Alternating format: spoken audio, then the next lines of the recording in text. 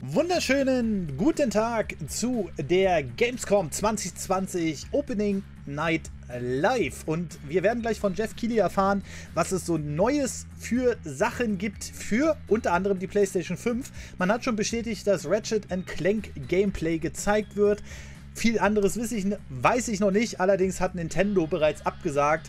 Also alle, die sich für Nintendo interessieren, Aber schauen wir mal, was das für eine Show werden wird. Ich habe richtig Bock drauf, denn die E3 ist ja dieses Jahr ausgefallen. Das könnte also sein, dass wir die ein oder anderen Neuankündigungen jetzt hier und gleich erfahren werden. Ich habe Bock, in 5 Sekunden geht's los. World Premiere. Nee, das müsste Bonon sagen. Bonon müsste das sagen.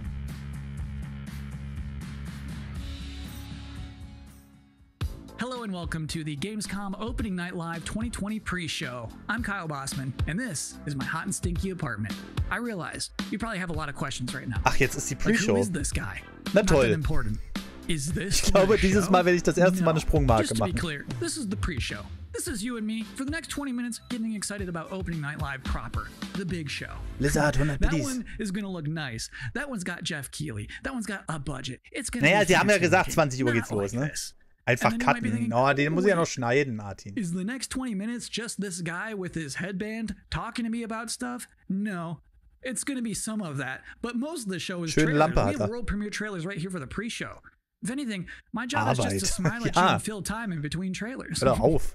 In fact, we should, I think, start off with a trailer. We'll talk about Opening Night Live. It's going Schauen to wir be mal, big and was fun es and in der awesome. Pre-Show But I schon feel like zu the sehen best way to wird. kick off a pre-show is Warum just hat er to ein get Haarband right drin? into Weil er one. Bock drauf Our hat. first world premiere Weil er lange trailer Haare hat. is a game that was just announced earlier this year at an Inside Xbox event from Bandai Namco. This is Hier ist der Scarlet Quiz-Countdown nur Nexus. 16 Minuten lang.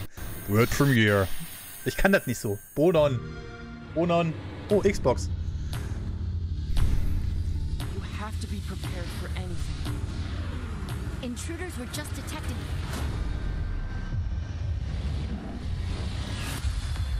Ja, aber dann heißt es wieder, warum benutzt du es nicht bei den News? We have to work together. Das ist ein Artstil, ey. The world will be destroyed. Und für die Leute, die Bock drauf haben. We have so many different powers. Amy, grüß dich, ne? Let's do this.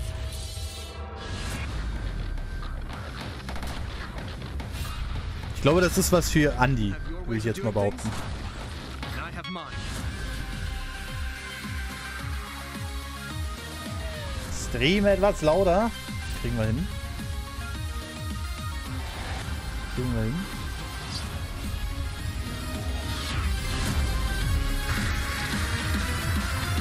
Für mich? Ja.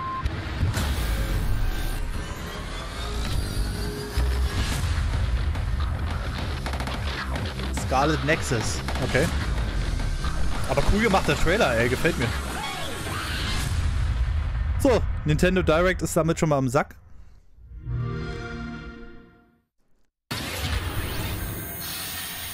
If you're just now joining us, this is the Gamescom Opening Night Live 2020 pre-show. That was a trailer for a video game and not Fand ich an auch. anime. Sah And I'm interessant Kyle aus. Bossman, not important. For the next 20 minutes, much less than now, we are counting down the minutes until the big show, Opening Night Live, in which you're going to get fresh Fast vergessen. looks Danke für die at nette Fall Erwähnung im Guys Season Podcast. Sehr 2, gerne, Tenux. Destiny 2. Call of Duty Black Ops Cold War was just announced yesterday. We're already getting to see more of that tonight. Lots of things to see. Wurde schon Cindy öfter Goodman gezeigt, from das ist IGN richtig, is aber going to noch be nicht giving dieser out the Trailer in der Gamescom Art, oder? awards for Best PC Game, Best PlayStation Game, Best Xbox Game, as well as talking about some brand new shows from IGN that they Warum are gibt es keinen debuting deutschen this week Stream? at Naja, weil Gamescom. Lots of die stuff. Opening Night Live von Jeff Keighley mit It is organisiert going to be a ist. chunky, thick show. But in the meantime, for this pre-show, it is time now Richtig, Axel. for another world premiere on our end. The game Was wäre es next jetzt, that wenn we're going to see, Stream-Elements it's den called Steady Quantum Link Error. raushauen würde? And parents, let me warn you now. Nee, aber den Tipp-Link haben sie It's time to rausgehauen. put the kids to bed. Because it's about to get scary as hell in here. Okay. I don't care if you're in the Western Hemisphere. Ich glaube, it ich is nehme bei the Bonon mal afternoon. Unterricht. Aber der ist Put the Naturtalent. kids to bed.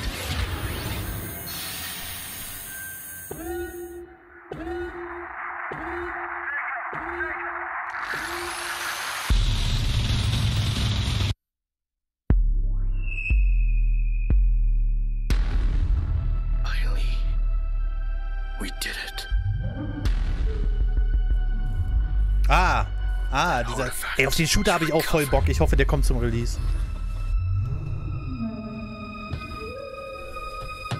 Doomsident Evil.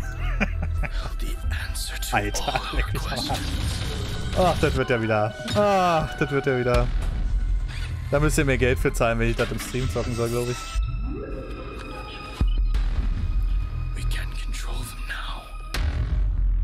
Nix für mich.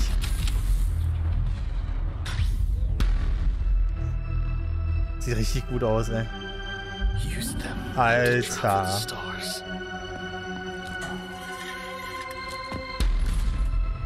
Aber die haben schon gesagt, dass es zum Release kommt, glaube ich. Zur PlayStation 5 Release. Ja, alleine spielen ist immer so ein bisschen...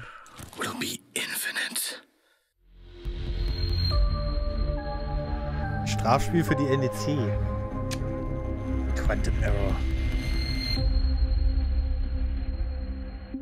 Muss her, oder? Oh, so gut, ey. Wir haben schon die ersten Trailer gefallen, die ersten Teaser. We've got a lot more world-exclusive trailers to go, more pre-show to go, an interview with Jeff Keighley. Next up, we have a car brand synonymous with racing and innovation and a key partner of Gamescom for years, Ford. They're about to exclusively reveal the first ever car made with gamers for gamers. Unser Key-Partner, Ford. Ford knows racing. In 2019, we brought our love of racing to gaming, and Team Fordzilla was born. And that was just the beginning. In May, we launched Project P1 to design a car in collaboration with gamers for gaming. This project was a global first, and our designers let their imagination go wild. So on to our first global announcement. Please welcome our first ever Team Fordzilla Project P1 model. Ernsthaft? Fordzilla? Sogar digital wird er sogar enthüllt. Wahrscheinlich stundenlang berechnet, nur um die Decke darunter zu ziehen. Alter, sieht aber geil aus. Ja, aber für was? Gibt da jetzt nicht nur ein Spiel, wo man dieses Ding da spielt, oder? Genau, Terror.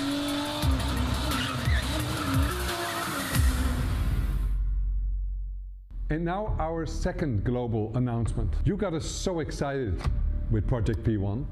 Alter, die Radkästen, ne? Naja, so was kannst halt nur... Version of this groundbreaking car. Der soll wohl echt in echt kommen. Was? Der sieht aber fett aus, finde ich. If I didn't have games, I guess I would just be writing a lot more. Video games and writing are absolutely my two favorite passions, and I just managed to combine them into mit dem Greenscreen, da reden wir aber nochmal. I probably would have finished a couple of books.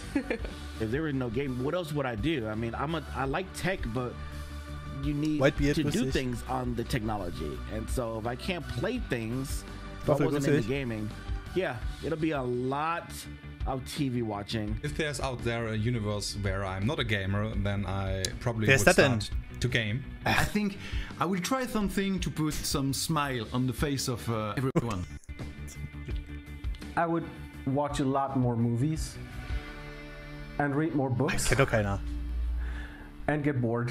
Nice to meet you erstmal. Welcome back to the Opening Night Live pre-show. This is only the second year of ONL existing. Der sieht so richtig Corona-schrottet aus, ey. This year's will be 4 Monate. Unconventional. So 4 Monate to tell jetzt us what to expect from the show this zu Hause year, und fix und fertig. Jeff Keighley. We are now joined by Jeff Keighley, host and executive producer of Opening Night Live. How you doing, Jeff? I'm doing great, Kyle. How are you? I'm doing okay. So back in April, Gamescom said we're going digital this year. When did you start thinking about ONL and how that's going to look? Ich glaube nicht weit. Well, we knew last year we were going to do another ONL this year because it was a big success. But ich will auch den Preis endlich wissen. Ich muss vorbestellen, Leute. Ich muss vorbestellen. Sobald ich den Preis weiß, Alter, kriege ich hier auch vorbestellen. But actually, Gamescom came to me and said we definitely want to do ONL. It's a digital event for the whole world, so even if we don't have something physically in Germany, we still want to do this show with you. And I said I was doing Summer Game Fest, and maybe we can bring all these things together to create this grand finale for the show. And all summer I was really hoping to do a show that was a little bit bigger than I've been, broadcasting from home here for many months, and I wanted to do something with kind of a set and a little bit of spectacle to it, and bring the whole industry together, and that's what we're gonna do. So is it going to be just as long as a regular können die alle so show? schlank bleiben in der Yeah, Zeit. we have like 2 hours of stuff to show folks from across the industry. Like the big stuff, the biggest games out there, like Call of Duty, and then a lot of really, interesting titles. Of course, we're going to have some amazing next-gen stuff in the show. Ja, die müssen langsam mal den Preis Fall Guys droppen, Season 2, which has, become a thing over the past couple of weeks. So it's really fun to have like the big and the small and the surprises and next-gen all blended together. But yeah, it's a full-blown show, 2 hours. Is it going to be just back-to-back trailers, or are you going to do some interviews and demos? We'll definitely see trailers. You will see some extended gameplay demos of some titles as well. There will be a few interviews with a couple of developers. We've got some special guests. And one thing I will say kind of right out of the gate is that this is not sort of wall-to-wall shock and awe announcements of new games similar to last year. 549 we have bis some really big 599, ich glaube updates auch. on games that fans are excited about. Viel Molke trinken macht schlank. But, the kind of big surprise announcements. We have a few things in the show, and we have lots of great things planned for the Game Awards. But similar to last year, this is really a showcase of like big holiday games, Agroplay, coming weil next year ich sie gerne vorbestellen würde und das Geld gerne einplanen würde für diesen I would tell Zeitraum. people to set their expectations to be really meaningful updates on existing games versus blowing you away with, surprise shock announcements. Glaube ich auch nicht, dass sie heute Preise bringen. Jeff, I'm personally looking forward to the show.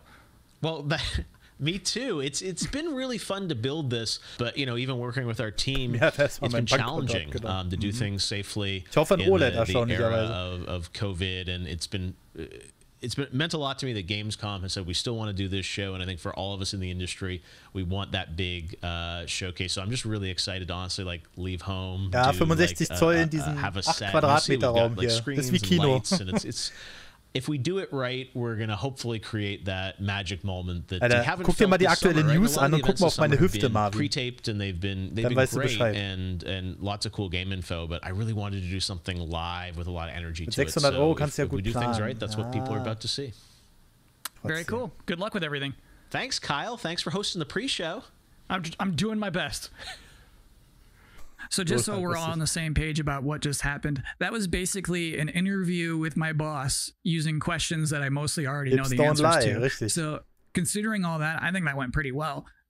Next up, we do have another world premiere trailer, baby. Vroom vroom honk honk for Dirt 5.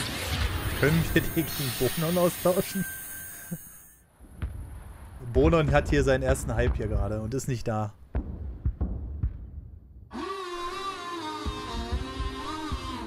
Playgrounds?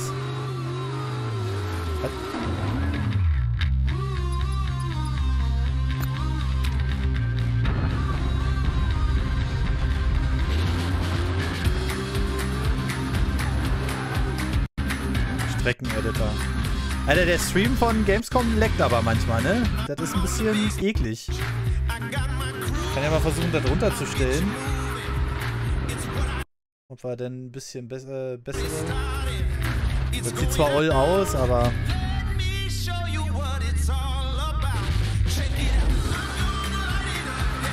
Ist aber geil, Stagebilder. Stagebilder ist immer geil.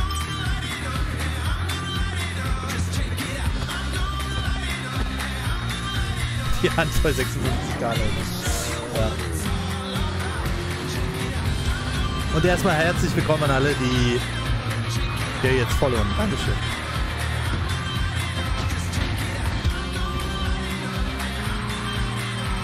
Leider ist die Bitrate unterirdisch auf 720p, ey.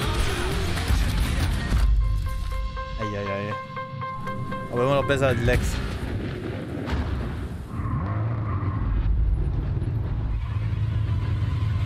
Leckcom live. Wo haben sie jetzt Renault angekündigt? Das ist auch wieder eine Marke. So you think like a vampire bit a car and sucked out gas? To be continued. It is now time for the part of the pre-show that I've been reading your live comments. I see them right Schön, now. dass der Vampir Everybody's blowing Auto up, demanding Kyle's 10 reasons to be excited for opening night live. Well, let's kick it off. Reason number 10 to be excited for opening night live 2020, feeling excited for next gen again. Number 9, Jeff Keighley wardrobe reveal. Number 8 reason to be excited for opening night live 2020. Ja. Destiny trailers usually pretty good. Number 7, it will mean this pre-show is finally over. Robert, Number 6, Call of Duty Dank. Black Ops Cold War. Dankeschön. Number 5, reason to be excited for ONL 2020. Vielen lieben Dank. Shadow drops. Maybe Shadow Number drops? 4, Fall Guys Season 2. Number 3, reason to be excited for ONL 2020. Actual gameplay from a mysterious PlayStation 5 exclusive. Ooh. Number 2, everything else in my life sucks right now. And the number 1 reason to be excited for opening night live 2020, Jeff Keighley said it's gonna be good. We have one final world premiere trailer to show off, and this trailer is an announcement of a Switch version of a popular game from 2018 that can only be described as Was kriegen wir? Dinosaursy. Enjoy.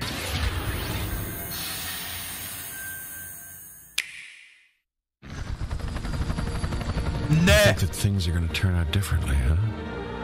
Wie geil ist das denn? Well, das kommt für die Switch? Because they believed that they were in control. And control... Geil. Well, freut mich. Here's the thing. Humanity is desperate for it. Auf der Switch. We are seduced by it. But we never really possess it. You see, life can be tenacious and stubborn. Und sieht auch gut aus für Switch-Verhältnisse. And what makes us such unique creatures is knowing the power of what we're up against and still believing Ja, die kann nur Dinos auch unterwegs sterben lassen. Ey, wir sind so viele Dinosaurier gestorben, ey. 3. November. Geil. Oh, ich liebe Jurassic Park, ey. That's it. That's all we have for you in this very pre-show. Please be excited for the actual opening night live, in which you'll see some Destiny 2, you'll see Fall Guys Season 2, you'll see Black Ops Cold War, that mysterious PlayStation 5 demo. Some things we've probably never heard of before. Als die Nintendo Direct. I think it's going to be a very good show. I'm personally excited about it. Me. I should thank you, actually, for putting up with my nonsense for the last 20 minutes. It is appreciated. But seriously, enjoy the show. Okay. Auch vom Leck dann da, Alter, Leute, kriegt euren Stream in den Griff. To take control of our world. When we feel out of place, disconnected, bei schnellen Schnitten kriegen die Probleme. Do we have what it takes? All right, I'm going in. To be heroes? What we're doing here could change things forever. Tonight, we bring the world together. You're with us now. We celebrate who we are. Yes, it's humanity's chance to repent. And what we are. I'm with you every step of the way. The future of gaming. Welcome to Gamescom. Opening Night Live. Okay. Opening Night Live. Ach, Bono, willst du, ey, wenn man nicht braucht. Hello, everyone. I'm Jeff Keighley, and welcome to Gamescom Opening Night Live 2020. Now, this year, Gamescom is, of course, a little different than normal. Jurassic World kommt für die all of you and your Switch families PS4 are safe and healthy at home. In 2020, games have comforted and connected us more than ever. And with the launch of PlayStation 5 and Xbox Series X later this year, games are only going to get better. Well, all summer, I was hopeful we could get to this very moment, a big live showcase filled with more than 35 games to kick off Gamescom 2020. Tonight, you'll get a first look at Fall Guys Season 2 and an extended gameplay demo of Ratchet & Clank Rift Apart for PlayStation 5. Fall Guys Season 2 ist schon mal we cool. might have a couple Ratchet & Clank surprises auch. along the way, too. But before we start, I want to acknowledge and thank all the game developers, marketers, and publishers who have worked under challenging circumstances to keep us entertained. This show is nothing without them or my production team, and doing a show at this scale safely is not easy, especially when all of you at home have some pretty insane expectations. I hope tonight reminds you why you love to play games. And with that, we're going to move on to our first game with a game that was just announced yesterday, Call of Duty Black Ops Cold War. And joining me is Dan Von Drack from Raven to tell us about the game and give you an exclusive sneak peek. Dan, how you doing? Ich hoffe ja auf Next-Gen-Optik. Ich habe noch nichts gesehen von dem neuen Thanks COD. for having me here. This has been a dream project for us to work on from nearly the beginning of development. We knew Black Ops Cold War was going to be a direct sequel to Black Ops 1, and we loved the idea of returning to the pillars of the Black Ops franchise. Deniable operations, conspiracy grounded in history, and that shadowy world of paranoia. And we get to mix all those together, drop the player into the 1980s at the height of the Cold War, and it's really something that we know would feel relevant to today and also uniquely Black Ops. Well, you start playing with Black Ops, everyone wants to know characters. We saw yesterday in the reveal trailers, you know, some familiar faces. So, you know, Woods, Mason, like, break it down. How does this fit into the Black Ops canon? You said it's a direct sequel, so are we going to see a lot of familiar faces? Yeah, part of the fun in making this game was bringing back the iconic characters like Woods and Hudson and Mason and seeing how all those personalities mix with some of the new characters. So the campaign takes place in 1981, and we love that we've been able to have so many connections to the original Black Ops and really be that direct sequel to the game. Now, one thing that I'm really excited about this is you're pushing the storytelling in kind of a new direction with some branches and some options about how you play through the campaign. Can you maybe walk us through your thinking there? Yeah, one of the driving forces from early in development was to say, let's take this Black Ops thrill ride and infuse it with some player choice and some player freedom. Anything we can do to give the player a little more ownership over their experience. So eine schöne graue Wand ausgesucht, wo allowing the player to create their own character for the Cold War campaign. They can name them and pick a military background and really pretend they are that Black Ops soldier that they want to be. From there, we wanted to take some of our missions and infuse optional objectives, multiple paths, and some player choice moments inside some of those missions. And it was fun to find that balance between the hard-driving Call of Duty action and these more non-linear experiences inside some of the missions. So with choice comes the player wanting to feel that impact. So some of those choices earlier in the game and some towards the end will actually shape the ending of the narrative of the campaign. All right, so multiple endings to this game. Yeah, absolutely, absolutely. That was one of the big things for us. It's like we love that Black Ops has always been willing to take risks, and we all know they did some of this in Black Ops 2. And with our story and with these features, we loved paying homage to those early Black Ops games. Oh, yeah, I remember the numbers. All right. Well, Dan, we are excited to see more of it. I know multiplayer reveal is coming in September, but since you got a switch there, maybe you can flip the switch on something exclusive for us. Right? What are you going to show us? Yeah, absolutely. This is really exciting because this will be the first time we've done this outside the walls of the development studio. This is a scene from earlier in the game, and it's a critical point that really shows the narrative of the world, shows this threat that our heroes are going to be battling. So let's take a look.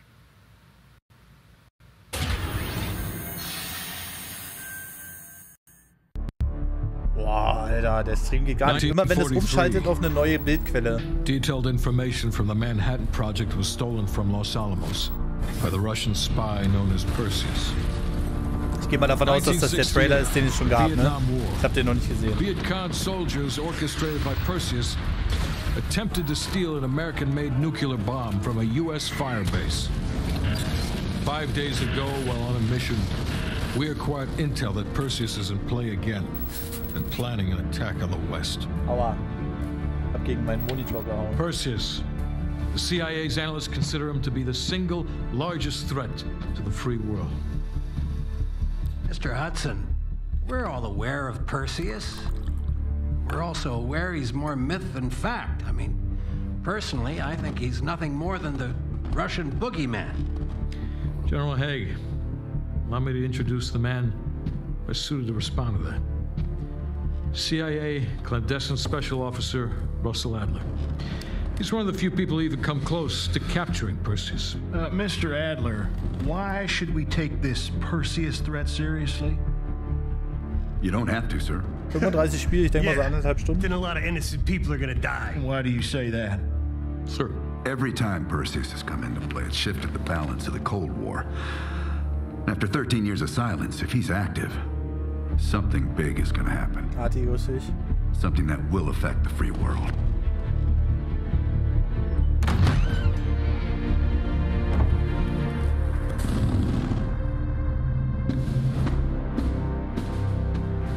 Na, welcher Schauspieler ist es?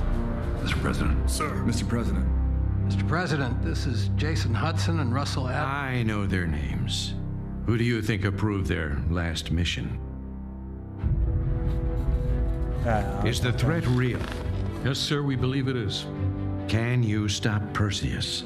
We can, sir. I've already submitted the requisition for my team. Sir, their requests are highly irregular. Most likely illegal. If the press gets a hold... What the hell are you talking about? Do you know who we are? Every mission we go on is illegal. Sergeant Woods, plausible deniability is the backbone of our work. Al, we're talking about preventing an attack on the free men and women of the world. Give Mr. Adler whatever he wants. Gentlemen, you've been given an important task. Protecting our very way of life from a great evil. There is no higher duty. There is no higher honor. And while few people will know of your struggles, rest assured, the entire free world will benefit. I know you won't fail us. Ja, ist ja halt Übergangsspiele, ne? Das COD kommt auch noch für das Aktuelle.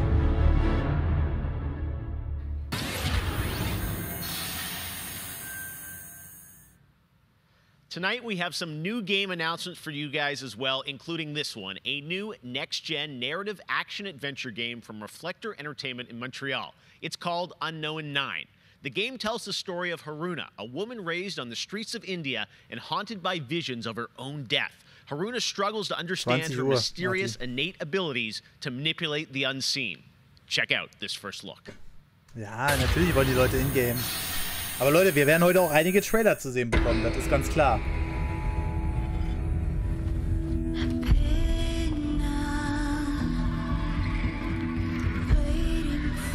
Alter.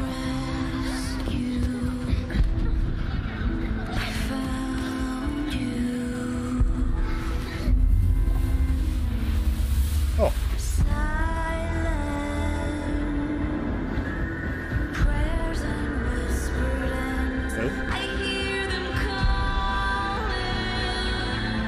Ja, Jurassic World, Alter, geil.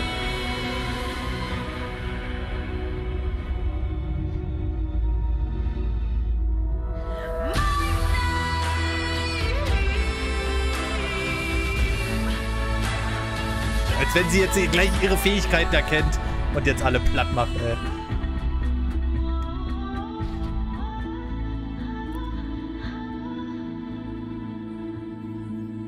Der Trailer hat mir gefallen, ey.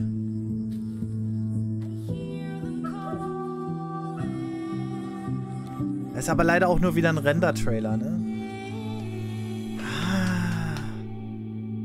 Vielleicht war es ja schon irgendwas Ingame-mäßiges, aber... Tomb Raider Junior.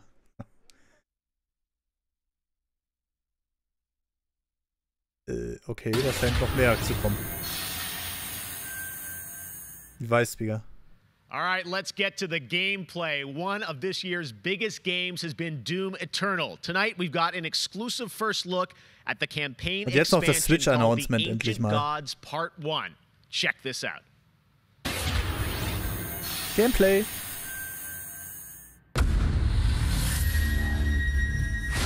We have been allies for some time now. Ballern. Da fehlt ein Uwe. Stimmt, Uwe ist nicht da.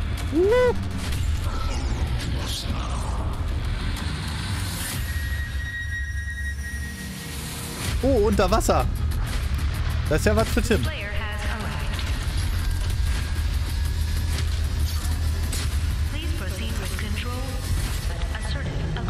Hat das auch Bonon gesprochen?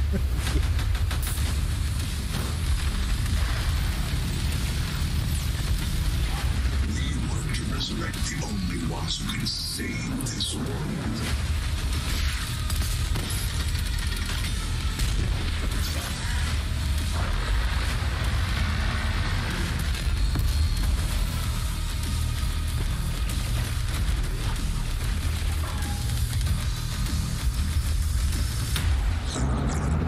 den Typ nochmal, der ist nett.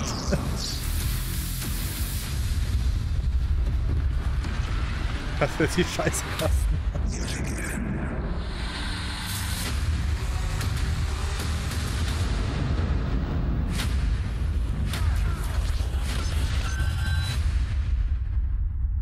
$20.10. Stand da jetzt gerade Switch? Das ging so schnell. 2020 marks the 25th anniversary of a legendary game studio, BioWare.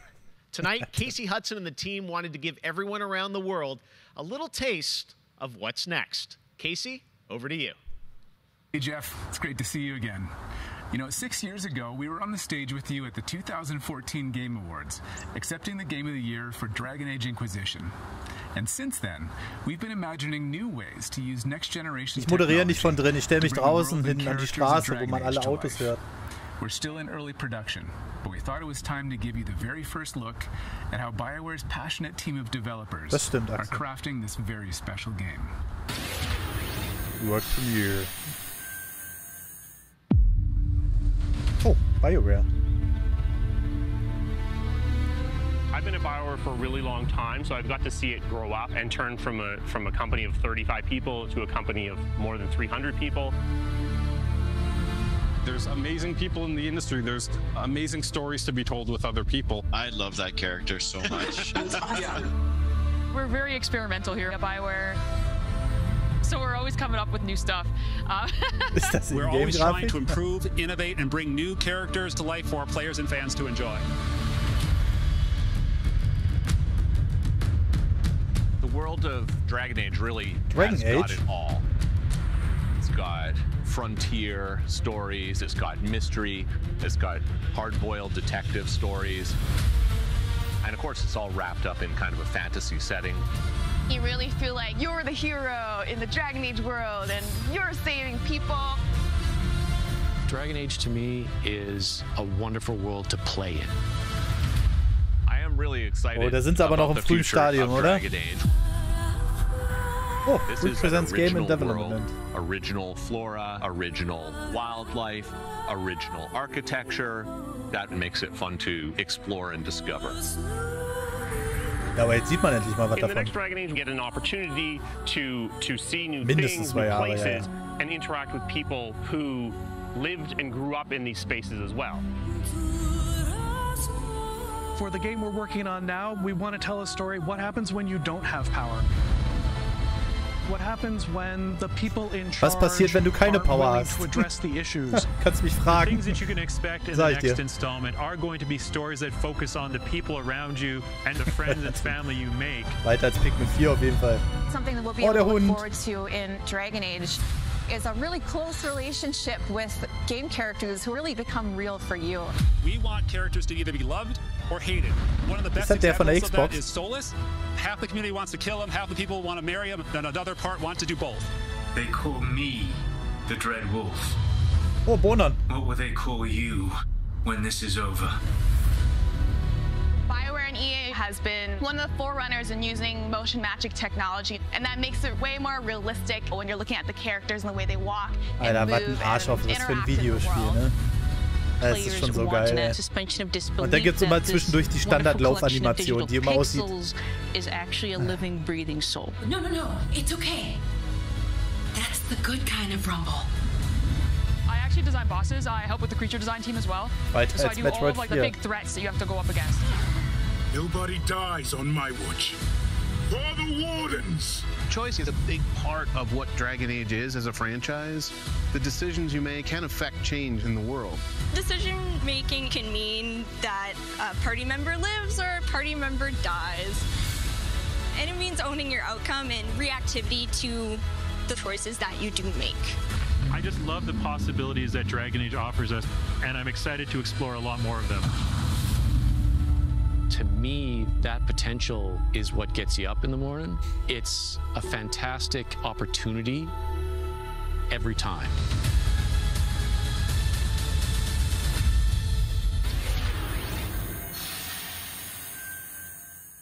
Next up, it's time for something special. What?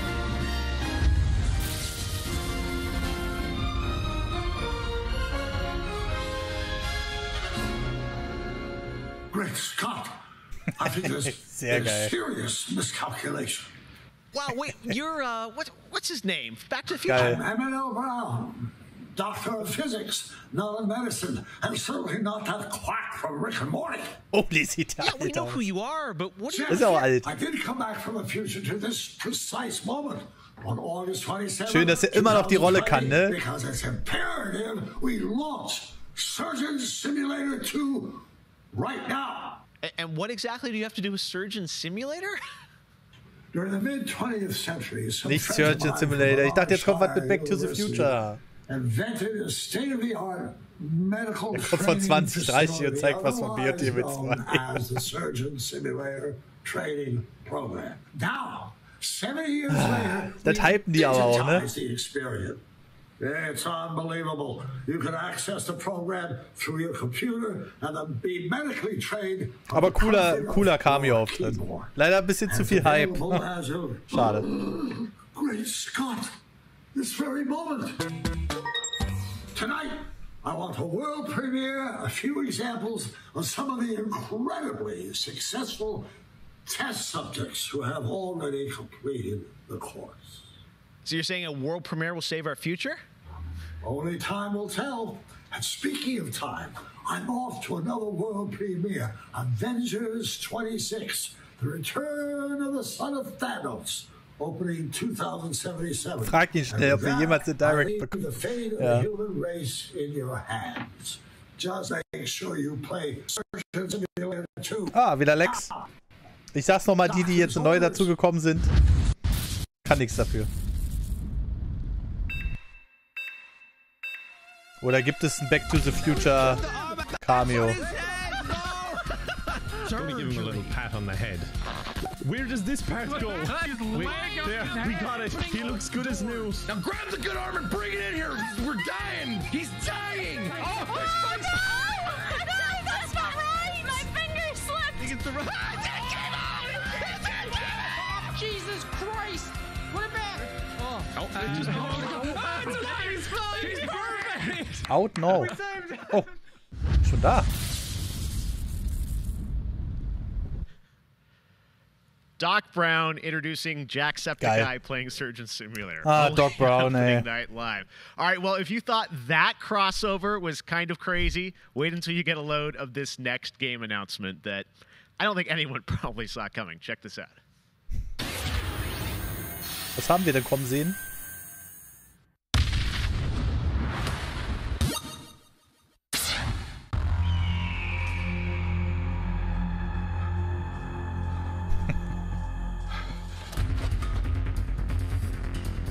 Der Typ, der ist mittlerweile auch überall, ne?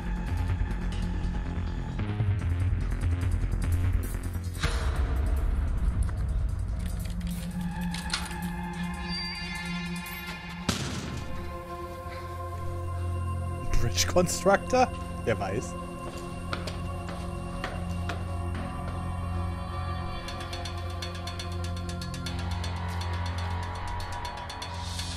Wie heißt der nochmal? Ich überlege auch die ganze Zeit. Ich habe den schon so oft im Podcast und bei den Rocket Beans gesehen. Mir fällt es nicht ein.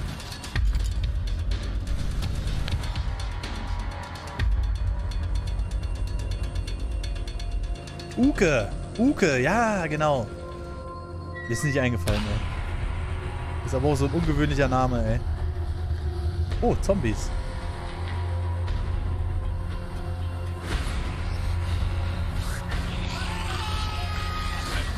Ernsthaft, Bridge Constructor?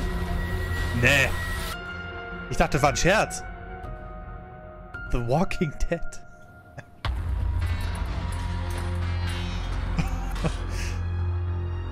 Okay. Ach, hör doch auf.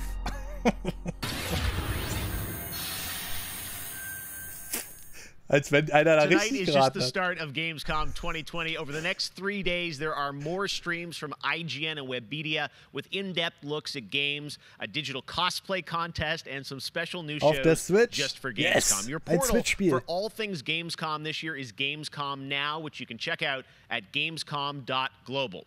Now, one game you'll hear more about later on IGN's post-show is this one, a return of 2 classic characters that I love. Check this out.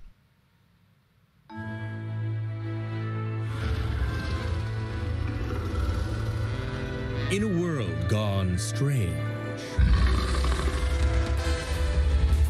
Okay. One elite force stands against the darkness.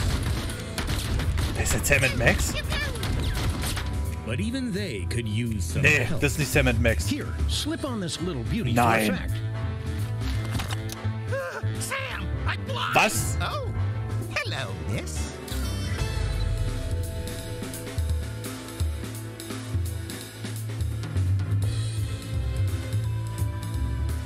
Aber nicht VR. Kein VR-Spiel, bitte nicht. The return of Sam and Max. Yes. All right. Geil. And now it's time to say hello to my Alle wonderful die co-host unter for 20 ONL sind, from denken sich so gerade. IGN. Please say hello Was sagt der alte to Mann Sydney da? Goodman. Thank you, Jeff. What's up, everyone? I'm Sydney Goodman, and I am thrilled to be here. Gamescom is always such a fun event, and throughout the show tonight, I'll be telling you about all the different ways that IGN is involved in this year's festivities. But first, I have an award to announce. The winner of Best Nintendo Switch Game is Little Nightmares 2. Huge congratulations. Like I said, IGN is going to be here for all of Gamescom with great shows such as Gamescom Studio, where you can find me and my co-hosts for all day long games content, interviews, dev talks, and more. Plus, we have Gamescom Awesome Indies, the show with and for indie developers. That premieres Saturday, August 29th at 7 p.m. Central European Time, so be sure to tune in for more announcements and special guests. And now, let's go back to Jeff for our next big world premiere. Awesome. Thank you so much, Sid.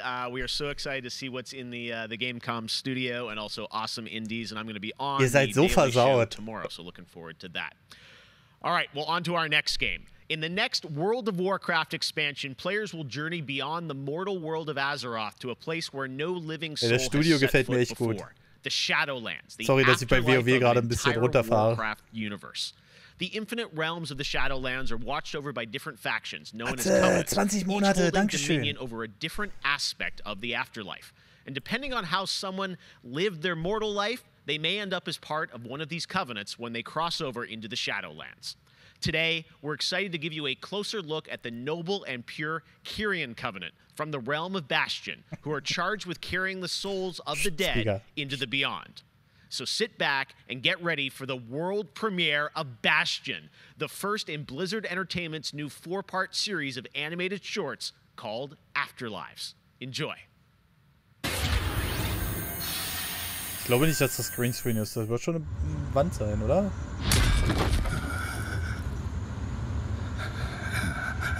Haben die gerade gesagt Animated Series? Oh, Entschuldigung. Ich habe gerade den Hype nicht ganz verstanden. Oder habe ich das jetzt falsch verstanden? Ich habe gerade auf den Chat geguckt, es tut mir leid.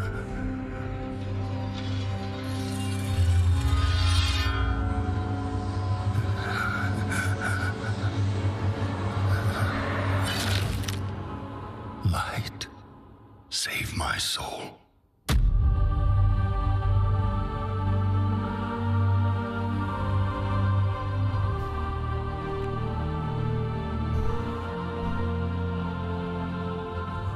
Uther. Where am I? Welcome Blizzard, danke. to Bastion. Wie lange geht das heute? Weiß ich nicht. You led a truly selfless life, and for that, you have been chosen. Chosen? To shed your mortal burdens and join the ranks of the Ascended, serving to ferry the souls of the dead unto the Shadowlands. I serve the light, and my work is not done. There is an Das ist auch so eine richtig krasse Synchronstimme, There is no ne? evil here. The darkness was sealed within the maw long ago. You're wrong. He destroyed my home, murdered my people and my king. He must be punished. You are an aspirant now.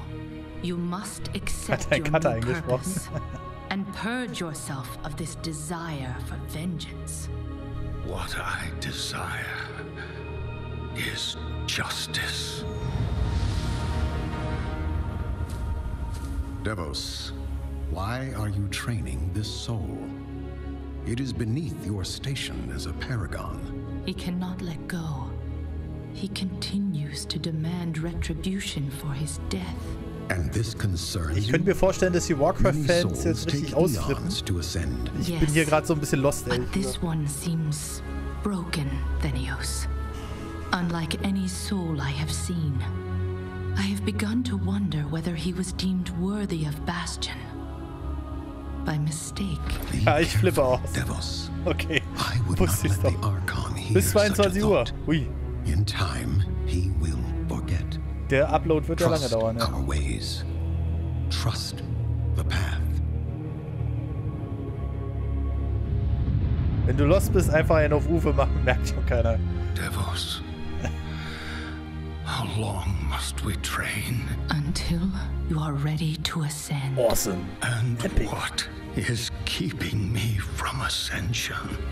Nothing but the memory of your mortal life. How can I forget when I can still feel his blade?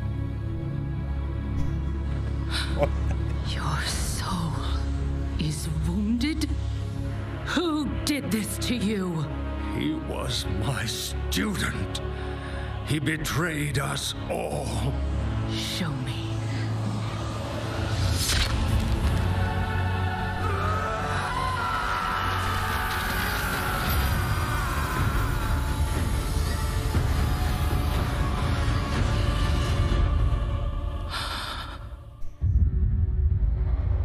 The runes on his blade were unmistakable. This dark agent runs free on a mortal world with the power of the Maw itself in hand. Our realm is imperiled. Geil gemacht ist es ja, aber... The Maw is inescapable. You must return to the path. If he had purged his life, we never would have known of this calamity. The path is flawed. Enough! The order of the Shadowlands depends on the execution of our eternal charge. You will abandon this course. Das ist lore-technisch gerade absoluter Wahnsinn. Naja, wisst ja, worüber wir im nächsten Podcast sprechen können. Bin ich auch mal auf dem Laufenden. Uther! The time of your ascension has come. I thought I was not ready. Do you wish to see him punished? I do. Then prepare yourself.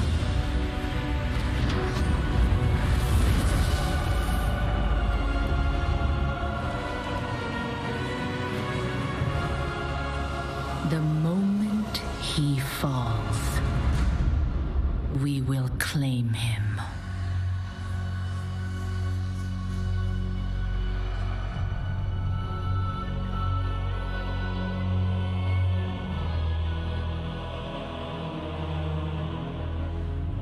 I see. Ich komme mir so verloren vor, ich auch. Only darkness. Aber ist geil gemacht, finde ich. Before me. Ja, Mucke ist mega, ja. Now, cast him into the maw. Return him to the darkness he served. His eternal suffering awaits. He was my student.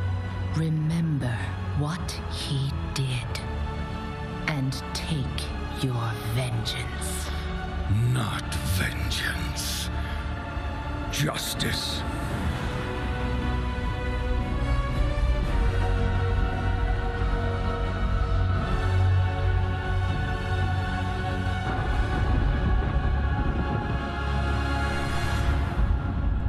Okay. Schön. Wird offensichtlich viele wieder zu WoW zurückholen.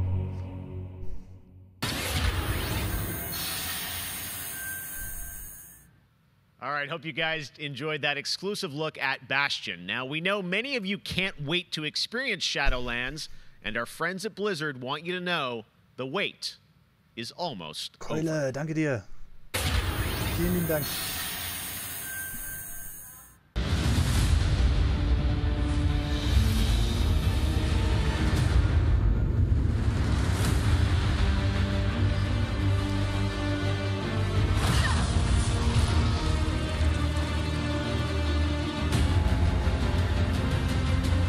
Ja, war schon gut gemacht. Also gut gemacht war es auf jeden Fall, auch wenn ich überhaupt nichts...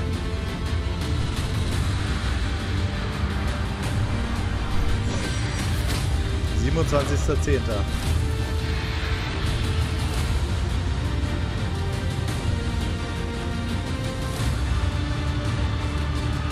Ja, Blizzard muss sich ja auch wieder ein bisschen was zurückerspielen, ne? Die sind ja ein bisschen im Zugzwang. Ein dicker Punkt für die News. Jetzt kommt erstmal Nintendo durch.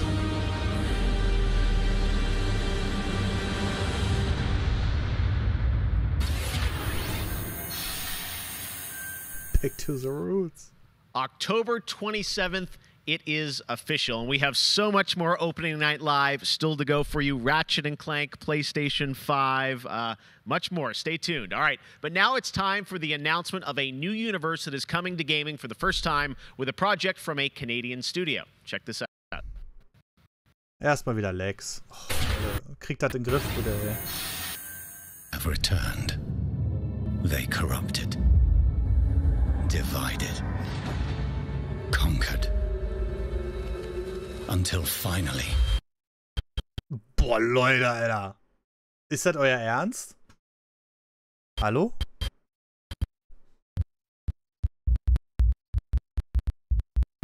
Ja, okay. Wir sind nicht die Einzigen. Lag. Fuck. Gates of Stone were thrown open, meaning eternal. Alter!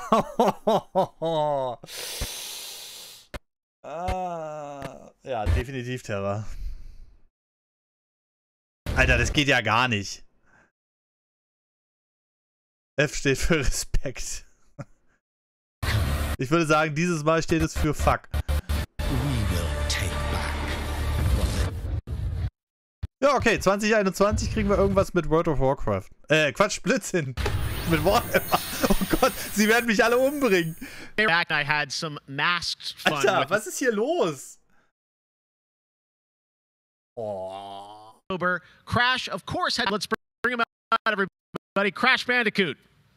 Game Awards Stream läuft flüssig. He's where? Warte. Oh, fuck. Sorry.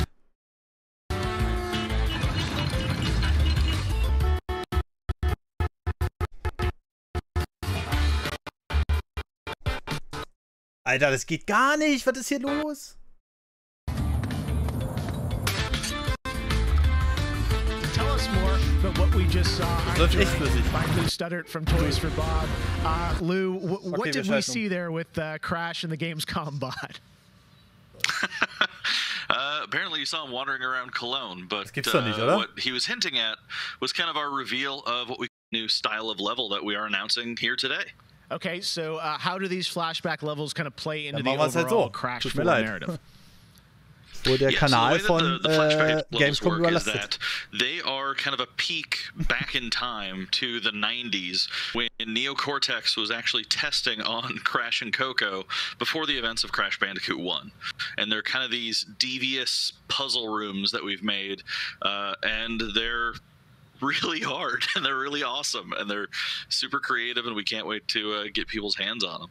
Yeah, no, I got to play a demo of this a few weeks ago, and that was a challenge, so I can't imagine how nefarious these are. How are they going to be sort of integrated into the game? Are they optional, like optional? Jetzt kommen sie alle hier rüber, dann fängt hier auch gleich an zu laggen. Sure. So players actually have to collect the flashback tapes in the levels themselves. They're an object that they can pick up, and to actually pick them up, they have to reach them in the level without dying. It's kind of our homage to the death routes from the original trilogy. So players have to reach these objects in the level, pick them up, and then once they get them, they'll get access to these unique levels. So beyond the pure challenge, what other fun? How are these fun for players to kind of experience, and what do they get to do in them? Sure. So one of the things that we did was we actually used these as, like I said, puzzle rooms. Really kind of fun, nefarious, devious ways for Crash to really express that pure platforming kind of aspect of gameplay that we know and love about the franchise. But then narratively for us, it was really cool to layer in kind of a unique perspective to the franchise. This is the moment when Cortex is really excited about the prospect of Crash being on his team, because Crash was originally created by Cortex, and so this is a weird point in time that's never really been explored in the games before. Awesome. All right. Well, Crash 4, It's About Time looks phenomenal, Lou. We cannot wait to check it out in October. Thanks for joining us. Yeah, thanks for having me. Awesome. All right. Well, we will be right back after this for more Gamescom Opening Night Live. Naja, haben wir ja einigermaßen gefixt bekommen. Aber die ersten Lags sind ja, Alter. Hätte ich das gewusst. I have become terror. The unseen predator. Okay, jetzt hatten wir doch wieder Lag. A rupture. Aber wenigstens nicht so ein Absturz wie letztes Mal. Obliterates without warning.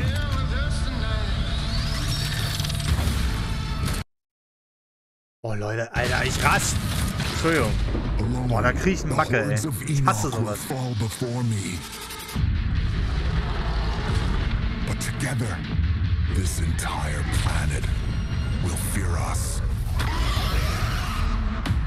The anomaly alters us, each in our own ways, yet we are drawn down the same road, into the dark heart of creation. 'Cause I feel the way you feel. Langsamer hin und ausatmen. Ich hasse sowas. Oh, geil.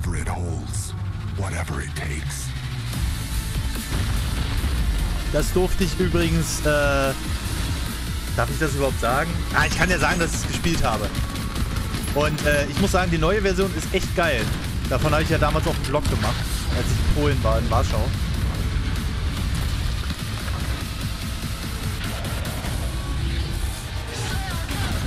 Ich muss sagen, das macht echt Spaß, das Spiel. Vor allem im Koop.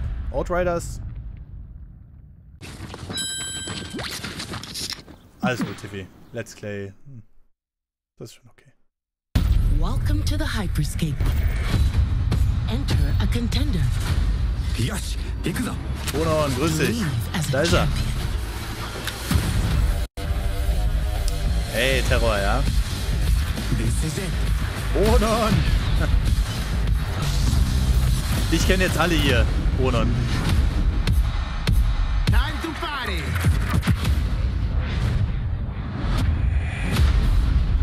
Oh, es riecht nach Essen. Oh, ist das jetzt die flüssige Version? Es sieht ein bisschen danach aus, dass das die flüssige Version ist von dem Spiel.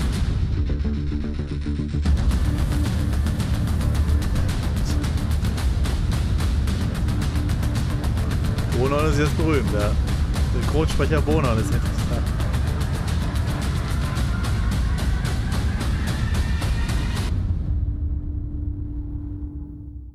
Welcome to Necromunda. I can see you're new here. Let me get you up to speed. The Underhive's named well. A sprawl of humanity. Ich habe exklusives Material gedroppt, Bonon. Deep underground, where we ain't causing trouble for the rich boys and girls, no matter how loud we are. And do we ever make some noise? Every Orlok says they could shoot the tail off a lashworm and they'd splash your head from 20 paces for saying they Ich hab Bonon schon längst engagiert, lass die Jungen in Ruhe, ihr Geier. But when their armor, blood, skin and will are of iron, it's a potent combo. Why would someone like you want to know about an all-female gang of psychopaths, drug dealers, killers, cloners and... Oh, makes sense. And Escher will cut you up just for the fun of it. Goliaths are big. That's it. Anything smaller than them doesn't deserve to live. And they're just as happy filling you with lead as they are smashing you to pieces with a power maul. Now, mixing that whole pot together in a place like this, you can imagine what happens. Ich muss noch Milch kaufen, das hast du schon vor einer Stunde gesagt. For wealth, for power, hell, sometimes just for fun. So, hey, nimm mir mal meinen Cutter nicht weg, ja? Macht den hier berühmt. Comes to PlayStation 4, Xbox One and PC on September 8th. Mein zweiten Cutter natürlich. O futuro dos jogos, além de realidades virtuais extremamente fidedignas e realistas, eu acho que também se encontra em formas mais expressivas e absurdas, quebrando cada vez mais esses paradigmas de formato de videogame que a gente tem e sendo usado mais do que nunca como uma ferramenta de expressão artística. I envision the future gaming to be quite bright and quite online. The next generation of console will clearly allow AAA and indie developers to build more creative-driven games that I hope will cover more diverse subjects. I want to play Aber nicht, dass all Bono kinds jetzt of stories abhebt, about Leute. people and places, both real and imagined. I want comedy games, I want autobiographical games. I really want to see what people can do with the medium. Pro futuro dos games, eu vejo uma evolução obviamente gráfica, mas eu vejo ainda mais evolução na inteligência artificial e na maneira com a qual a gente interage com os games, tudo em busca de experiências mais imersivas. Ah, so ist das. Da ist man gerne bei meinem Chef.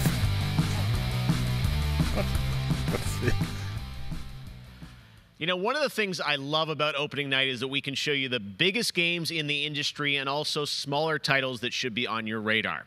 So pay attention to this next game. It comes from a team of 2 in Sweden, Tuxedo Labs. Over the past 3 years, developer Dennis Gustafsson has built his own game engine to realize his vision for a fully destructible game world.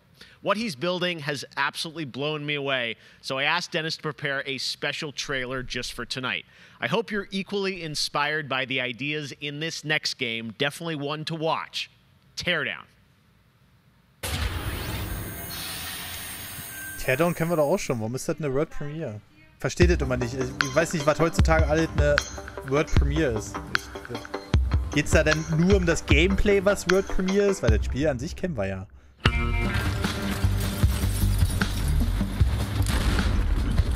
Aber ist geil, dass er alles kaputt machen wird. Angeblich sollte das ja ein Typ programmiert haben. Und alles kaputt machen, das geht immer. Ja, genauso eine Scheiße würde ich da auch machen. Poga, danke dir. Vielen lieben Dank. Danke für den neuen Prime-Subs. Dankeschön.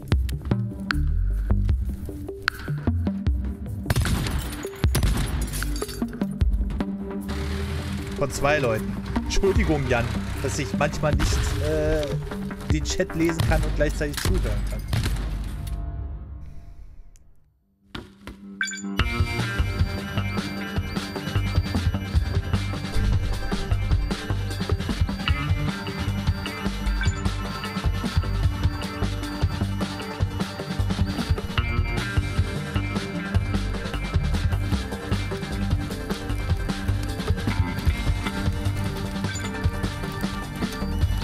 Ja, aber dadurch, dass das hier aus den Voxeln besteht. Ich weiß noch, Voxel-Grafik, ey. Outcast. Wie das geruckelt hat, ey.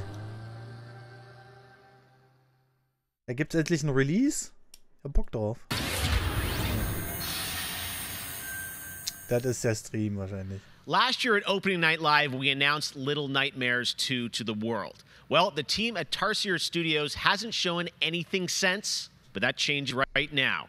Here is a first look at the gameplay of Little Nightmares 2, which is coming next February, with more to come throughout the week at Gamescom, including a live demo on Gamescom Studio tomorrow. Ich bin froh, wenn ich hier noch was mitkriege, alleine von dem Stream.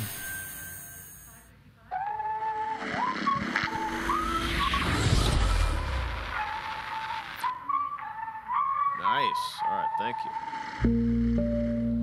Müsste da endlich mal den ersten Teil nachholen. Jördi hat gerade Angst um seinen Cutter. Ja, aber wirklich.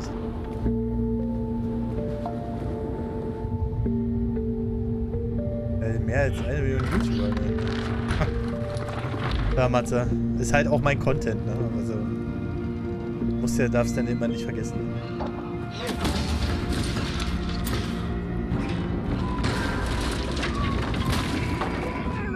Jördi hat 2 Cutter. Ja, ist ja richtig. Aber es geht ja gerade um den einen.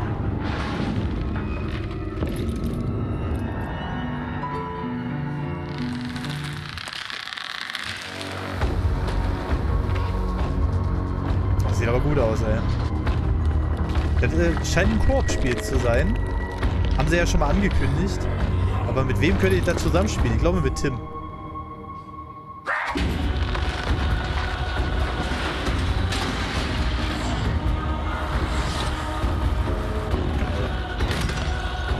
Sieht echt gut aus.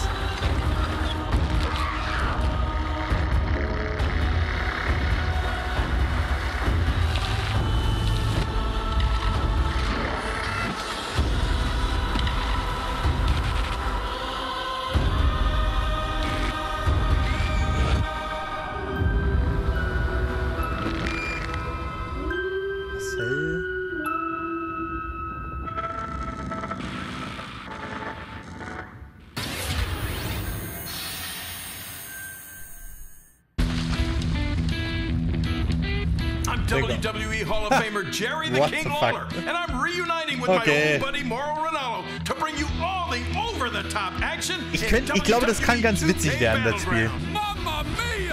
Ich glaube, das kann sogar ganz witzig werden, das Spiel. Das sieht zwar ein bisschen cringe aus, aber... This arcade-style video game is over-the-top outrageous, with over 70 WWE superstars and legends brawling it out like never before. Oh, yeah, no. King. Hold on to your toupee, Mauro. Look out below. WWE is LIT. You know, I'm a little more old school than Mauro, so I can't wait to see these WWE legends teach these kids a thing or two. And you know what? Here's a closer look at the insane action. It's a great evening for WWE action. Oh, wow. Take that, Mauro. Oh, Man, der Stream, it's so ne? good to see the Bella Twins at their best. And now, let's keep this party rolling with another matchup. Oh, look out, Mauro. The Jurassic Park war bis jetzt das Beste. And Finn Balor is about to be taken for his last ride. Mamma mia, what a move! Finish him! Oh, no! He just hit the snooze button. How do you lose like that? What's the matter with you legends? Ich glaube nicht, dass This das is so just an buggy wird. example of the pandemonium that you're going to experience when you head to the battlegrounds. Whew, that's a big toy hammer. Oh, I can't believe my eyes. Seth Rollins delivers the stomp. What a night. What a night. This is the greatest thing I've ever seen. Pre-order WWE 2K Battlegrounds today and brawl without limits. Mamma mia! Oh, sorry, Mauro. I know that's your line. Kommt das für die PS3? Hello again. I have even more awards to announce, so Hello let's again. get right down to it. The winner of Best Action Adventure Game is Watch Dogs Legion. The city needs a resistance. And it starts with you. Ah, Watch Dogs bin ich mir noch uneinig nach dem zweiten Teil. Den ersten fand ich so gut.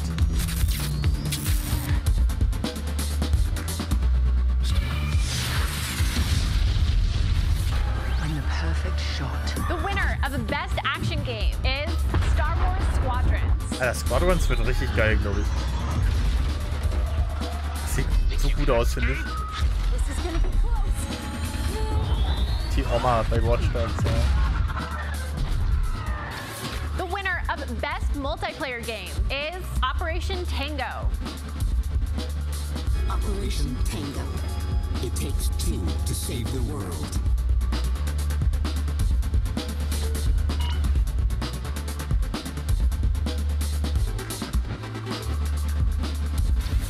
I used to be an explorer. The winner of Best Indie Game is Curious Expedition 2.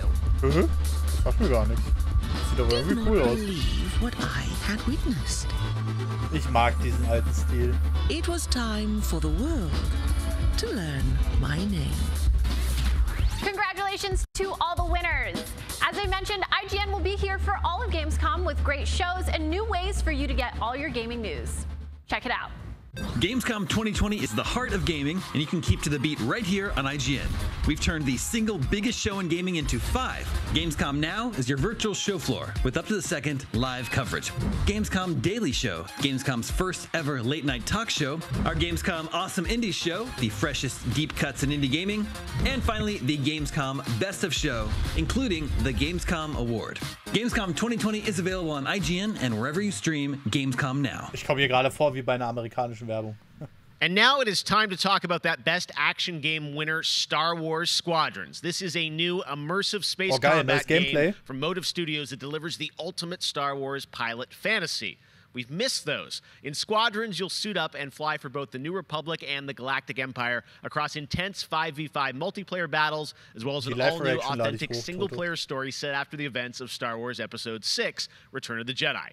Today, we'll get a glimpse at what Squadron's story has to offer by taking a brief look at one of the single-player missions featuring some light narration by the Motive team. Let's check it out. Ich weiß leider noch nicht was. Danach brauche ich euch erstmal Kaffee. We all choose our path, light or dark, freedom or destruction. Nee, Squadrons wird geil. Das wird quasi wie das Fallen Order. But the heroic pilots of the Rebel Alliance have chosen to keep fighting, to show the Empire that we are not afraid. It was their bravery that ended Palpatine's reign and brought about our new Republic.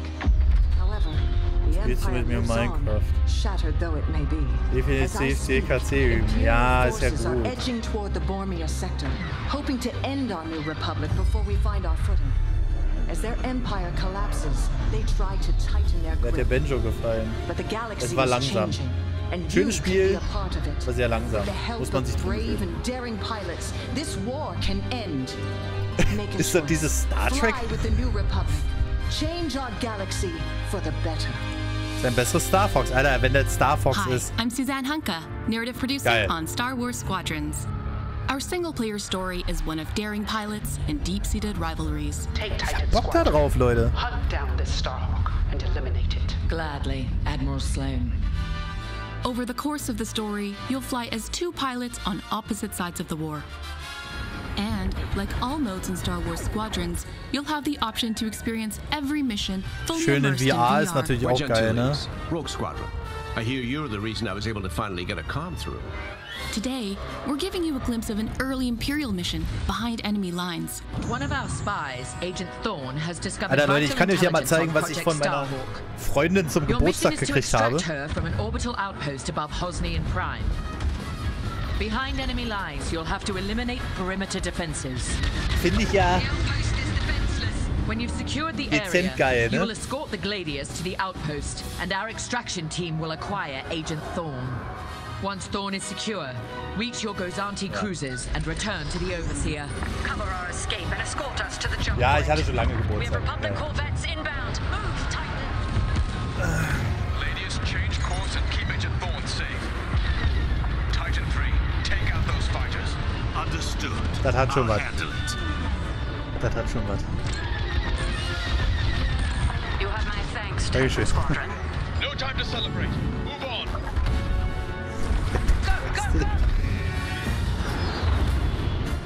Each mission will immerse you into the escalating conflict sieht so between gut aus, the New ne? Republic and a shattered empire.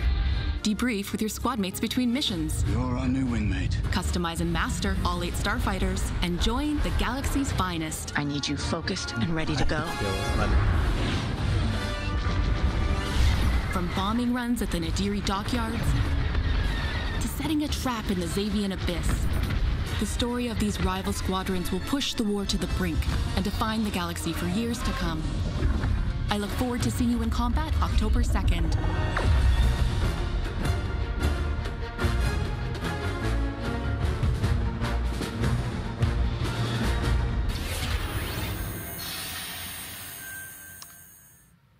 That is not all EA has to share from a galaxy far, far away today. At Star Wars Galaxy Edge, you can enter the world of Batuu, where you can visit Oga's Cantina or jump into the Millennium Falcon on a run to Smuggler's Cove. It was this incredible adventure at Disneyland Resort and Walt Disney World Resort that inspired The Sims' latest game pack. Check this out. Ein paar Steckenpferde wieder. Oh. Yes. Ich dachte gerade, was? Aber, nicht wirklich. Oh, schau mal, ein Laser-Schwert. Vielleicht in Heim, ey.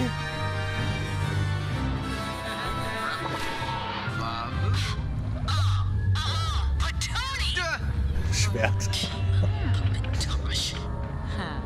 one, Genie. Ja, ist ja okay. Ich ärgere dich noch.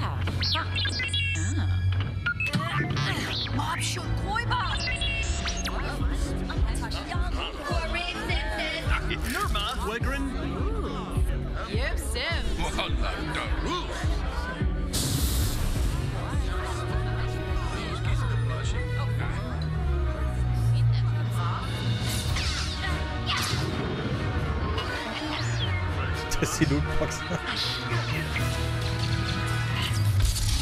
Ja, wenigstens machen sie mal wenigstens was damit, Chico.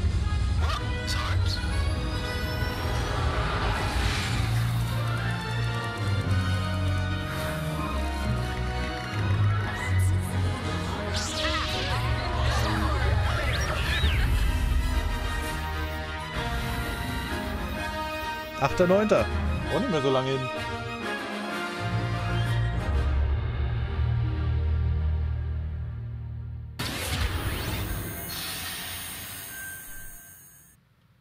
There is even more Star Wars to come later in the show. Lego Star Wars, the Skywalker Saga is up, and as we move into our second hour, we've got Fall Guys Season 2 still to come, the reveal of that. Ich bin mal gespannt, was sie bei Fall Guys Season 2 ändern. And of course, weil das a Grundspiel ist ja schon of sehr Ratchet basic. and Clank Rift Apart for PlayStation 5. But right now, you might remember this next game from Annapurna Interactive from last year's Microsoft E3 event. And today, I'm excited to share a new announcement from the team. This interactive thriller about a man stuck in a time loop is one of this year's most intriguing indie titles, and now they've added an absolutely all-star cast to the game.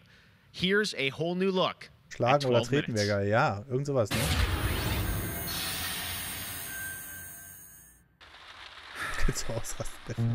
All right, close oh, your coole eyes. Atmosphäre.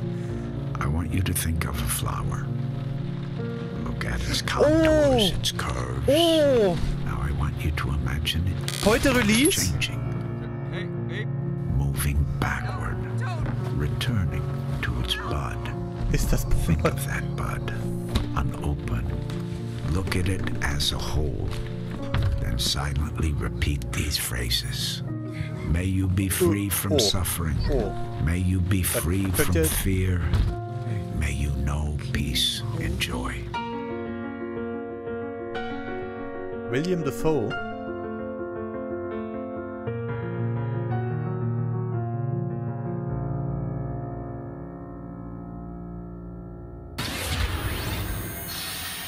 Wie jetzt? Die können...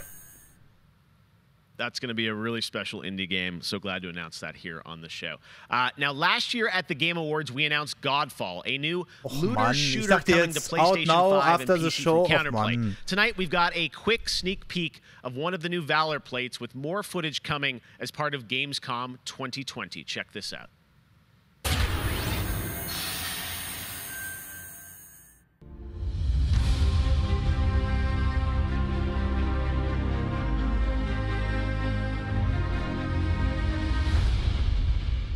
Coming soon.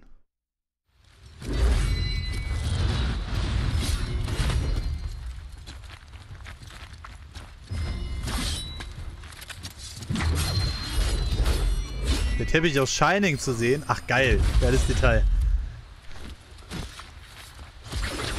Das 12 für Xbox exklusiv sein soll, dann kommt es auch für den PC. Dann kommt es auch für den PC. We have much more O&L to come. Exclusive looks at Lego Star Wars, the Skywalker Saga, Fall Guys Season 2. Wait until you see what the Mediatonic guys are up to, and so much more. But first, I'm sure you saw that earlier this week, zum Launch der Heart of Series Deimos, X. Warframe's newest expansion was released on Müssen wir noch bis PC, November Xbox, warten. and PS4. And today, it's also on Switch, all platforms. Here's a look at the Heart of Deimos. Expand. Explore. Schade. Tear the veil asunder. Subvert new territory to our sovereign will. But that was what it wanted too. It raged unchecked through metal, bone, flesh. Life. We are infested with it.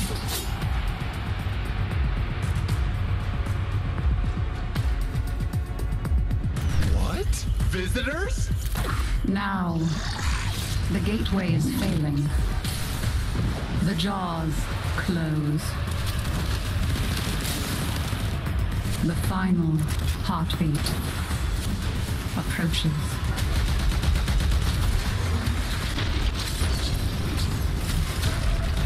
Have you tried turning it off and on again?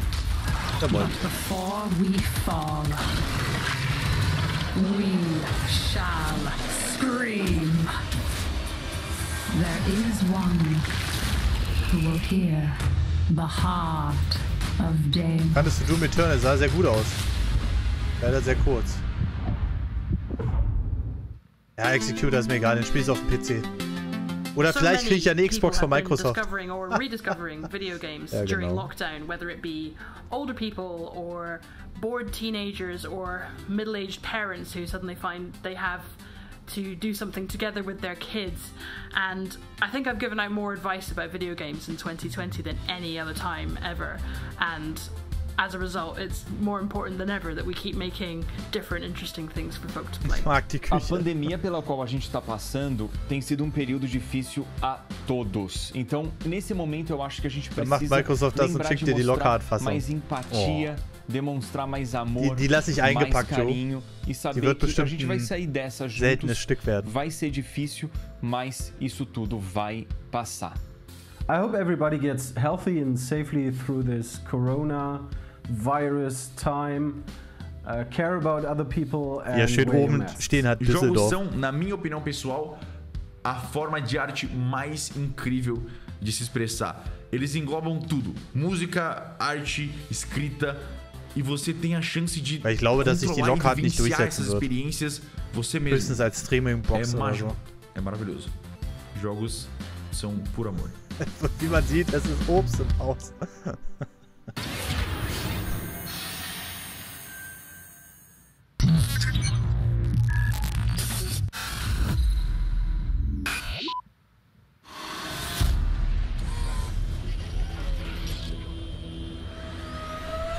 Oh, Sonic Adventure 3. Watch who you stepping, them snakes all around, you know they connected. When I was a kid, my grandmama told me I can't go to heaven. So I stopped praying and asking for blessings and started preparing for my Armageddon. Got nothing to lose, I'm all in. Walking the edge, don't fall in. Enough of the lies, don't apologize, I don't understand, are you foreign? This is the place, this is the site. Grab all your people and log in. I'm waiting, don't care how long it's gonna take. Watching and waiting for that first mistake. Don't come up missing, just checking the list. I'm always aware of your current position. I just hold on to the perfect condition. Coming alive. Heat of the night. Oder ist das der nächste große Leg-Shooter? Super Charge MacLeod.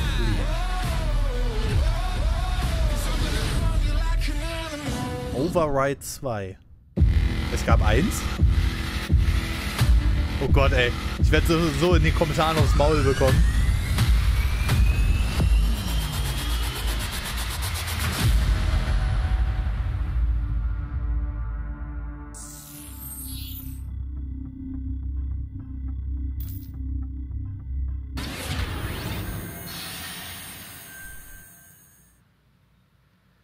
All right, guys, we're back officially into hour 2. We've got an hour more of great stuff to show you. Destiny 2 Beyond Light Stages. You're going to see a brand new look at that. Fall Guys Season 2. Ja, Fall Guys. Wir wissen es doch mittlerweile, Alter. Wie viel haben die da reingebuttert, ey?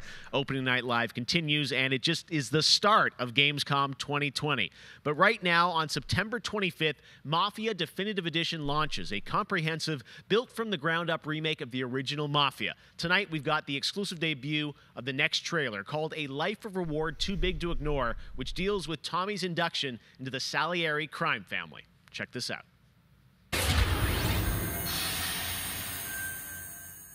Beste kommt zum Schluss. Ich gehe davon aus. Oh, Mafia 1, geil. All these guys in this room, they're here because they have the only thing that matters to me. The only thing that should matter to any of us. You know what that is, Tommy? They're loyal. That's right. Die hat alle Bohnen gesprochen, glaube ich. One day you're busting your back doing an honest day's work in a city that's been trying to scrape you off its heels since the day you stepped off the boat. And the next you're stuffing your pockets full of Salieri's dirty money. Go get him, Tommy! Teach these boys a lesson. Boah, sieht gut aus, ey. Break every bone in their bodies.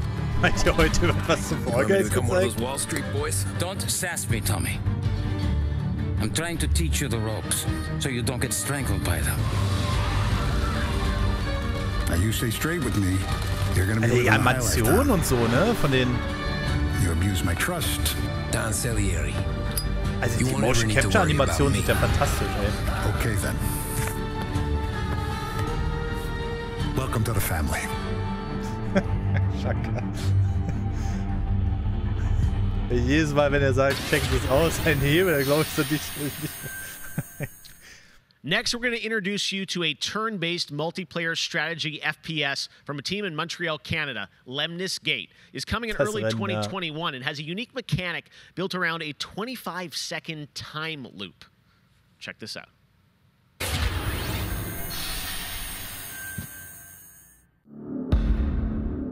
Jetzt mal ehrlich, was hat Bohnen? Ja, hast das Highlight verpasst.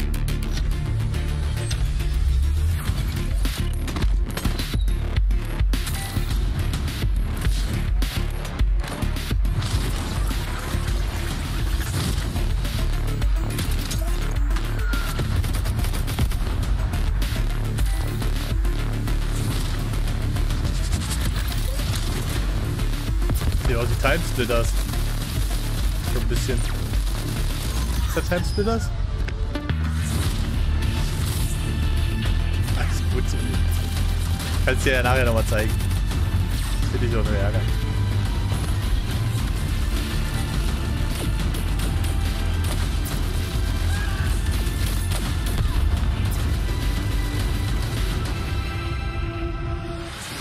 Lemnis Gate. Okay, nicht Timesplitter. Hat funktioniert. Ja. Next spring, get ready to experience memorable moments and non-stop action from all 9 Star Wars films in LEGO Star Wars The Skywalker Saga. The entire series has been reimagined with new fun-filled LEGO humor, and now we've got your first look at the gameplay trailer.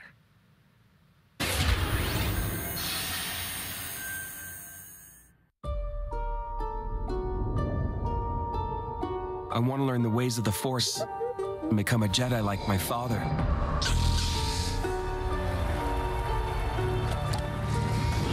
The Force is unusually strong with him. That much is clear. Das Einzige, was ich an den Star Wars Games immer nicht mag, ist dieses ständige Sammeln. Sammeln. Das ist ja cool gemacht, ey.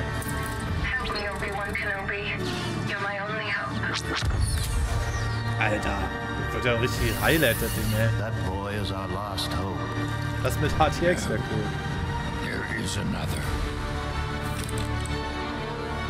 I'm from the Resistance.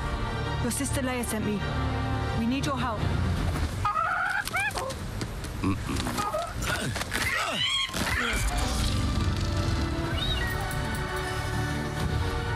Seht ihr andauernd meine Steam-Anmeldung?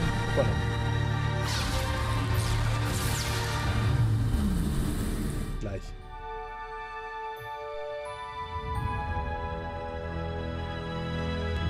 The Force will be with you always. Cool gemacht, Alter. Also für ein Lego-Spiel, Alter, das ist ja geil. Vor allem die ganzen Highlights mit drin, ey.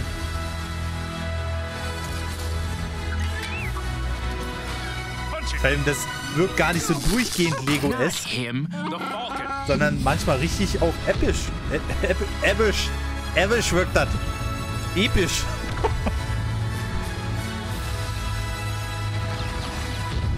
Episch.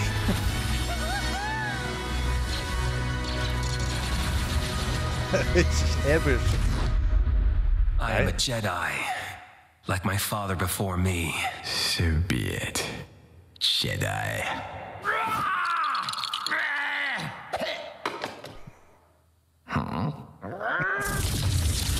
Ich mag den Lego-Humor.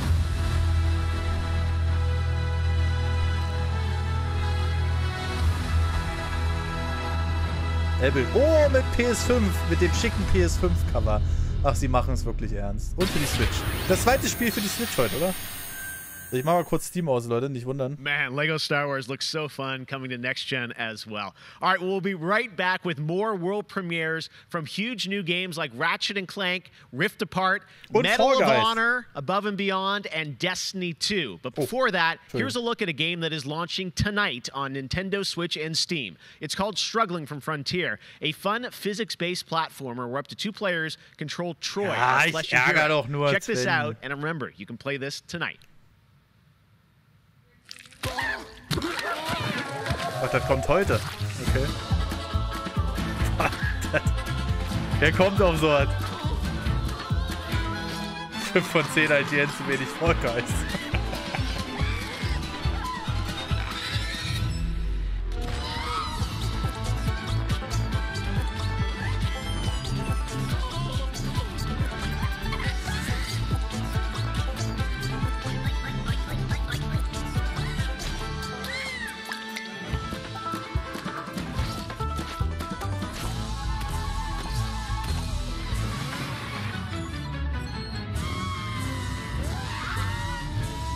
Bugsnax? Nein.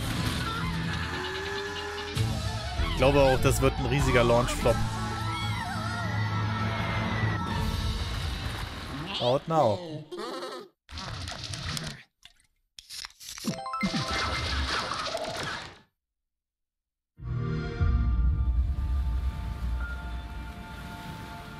Valhalla, oder? Nee.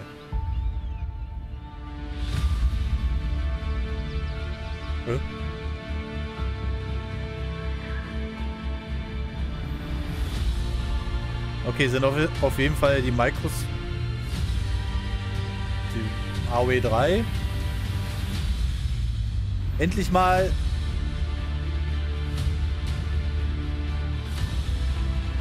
AOE 4, genau. Ich wollte gerade sagen, jetzt war ich auch schon. Endlich mal Gameplay von AOE 4, geil. AOE 3 bringt mich doch nicht so durcheinander.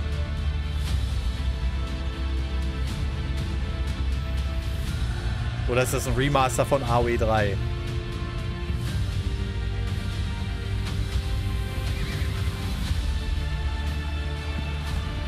Also Remake von AOE 3. Und noch nichts zu AOE 4, immer noch nicht. Überlegt mal, wann sie das angekündigt haben, ey. Also sieht gut aus, finde ich. Macht was her.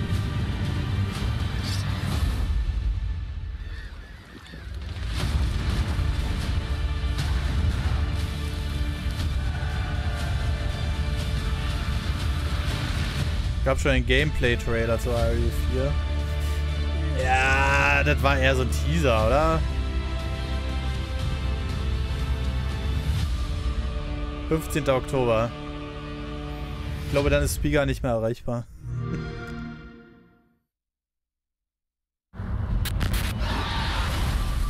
Ah, geil. Das werden wir auch wieder im Stream spielen. Hab ich Bock drauf. Das ist ein Stream, sind wir ruckzuck durch. 30. Oktober.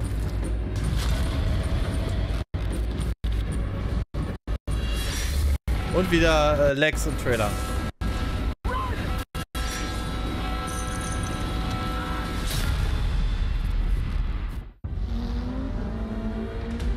Naja, der Vorgänger war nicht so gut. Das stimmt.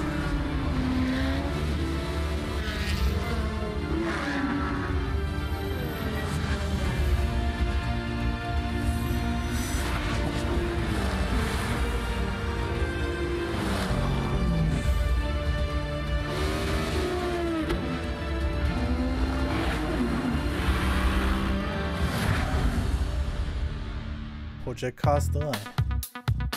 I gotta say, the game that I've given the most hours to, that I love going back to, is Assassin's Creed Odyssey. And I have to say, since Origins came out, this new reboot of Assassin's Creed, so to speak, that was my first time getting into it. And I have put almost 400 hours into Assassin's Creed Odyssey. At the moment, I enjoy to play Fall Guys with my friends. It's very funny. Hey, Fall Guys. Learn, but hard to master. Ich mach gleich eine I have a Strichliste. few games that I binge play, games that I return to every year. Halo, the entire Master Chief Collection, is really a big one for me where that's concerned.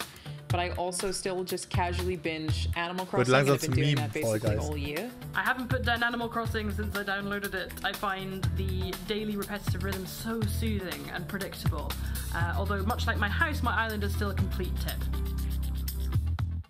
Up next, we have the award for Best Microsoft Xbox Game. And the winner is Tell Me Why. Boah, geil, to darauf freue ich mich auch schon. Well, after a big Ach, day wer soll of das Gamescom alles wieder events spielen, and Leute? announcements, you'll be happy to know that IGN is going to help you digest all that info with Gamescom Daily Show, where you can get all the daily highlights and a late-night show experience from gamers for gamers. Back to you, Jeff.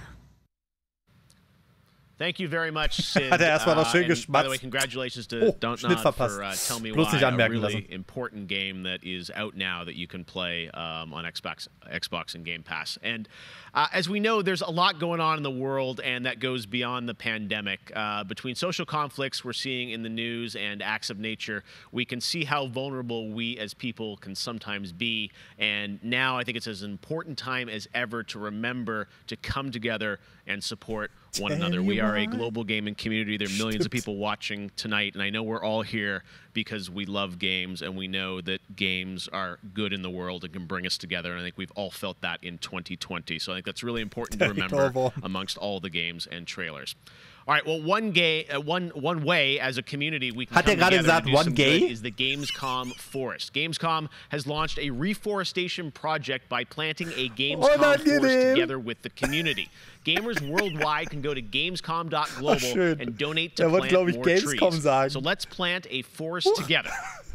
All right, well, now we're going to move on to another game, and this one was announced back in May. Chorus is a dark space combat shooter where players take control of Nara on a quest to destroy the dark cult that created her, featuring rich, ray-traced 4K 60 FPS environments on next-gen hardware. Here is the first look at gameplay from Chorus. Ist das doch live? Sonst hätten sie auch sowas rausgeschnitten, oder? Das wird doch ein Meme. Ich glaube auch. You have broken my heart. For your betrayal. 4K 60 mit Raytracing, Leute, das Spiel auf der Next-Gen-Hardware. Okay, so sieht's aber auch aus.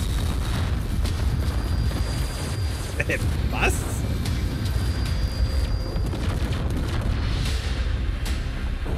Ach ja.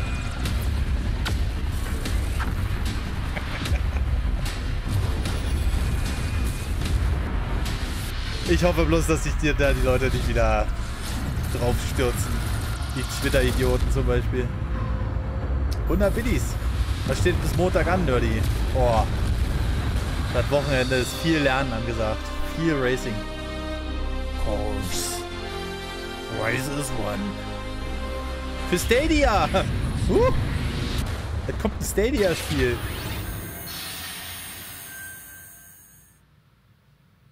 How many crowns have you won? If one game has defined the summer of 2020, it absolutely is Fall Guys from Mediatonic in London and Devolver. This game is setting records and putting a much-needed smile on everyone's face. Fall Guys, I think, represents our industry at its absolute kündigt best. jetzt nur Fall Guys well, an, soon the dass Fall nachher noch Guys was zu Fall Guys experience will kommt. evolve with Season 2. There's a lot of new stuff coming, and tonight, Mediatonic is about to give you an exclusive sneak peek at what's next. Get ready. I think the internet is about to freak out. Here it is, Fall Guys Season 2. So, jetzt bin ich gespannt. Hey, I'm Joe. I'm the lead game designer on Fall Guys Ultimate Knockout, and I just want to reach out and say thank you to everyone who's been playing and enjoying the game Alter, so wie alt far. ist der? As a team, we've been looking at all the fan arts, the memes, and the montages that people have been posting online, and the response to the game has really blown us away. Today, we just wanted to give everyone their first sneak peek at the rounds and the costumes that they can be enjoying as part of Fall Guys Season 2.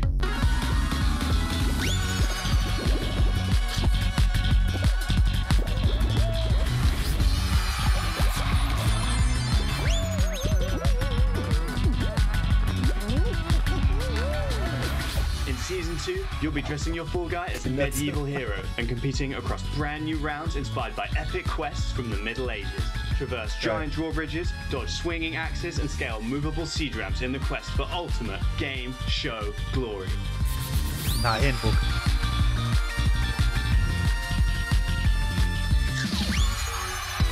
Ja, neue Kostüme. Das ist immer so der Hype, den ich niemals verstehen werde, ne? Ey, bei mir kann der da nackig rumspringen, ey. Ich brauche keine neuen Kostüme, ohne Mist. Bitte weniger Teamspiel, ja? Die kommen nicht so gut an, ne?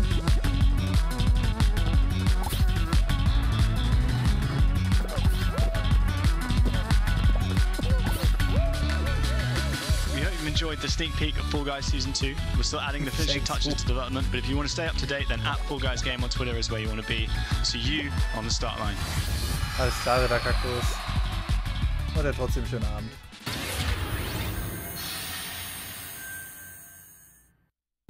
My father has Colorado in the palm of his hand. Das war es jetzt zu Fall Guys? Dafür, dass das jetzt 4-mal erwähnt hat? I am not. Ja, aber ich hätte mehr Spielmechaniken erwartet.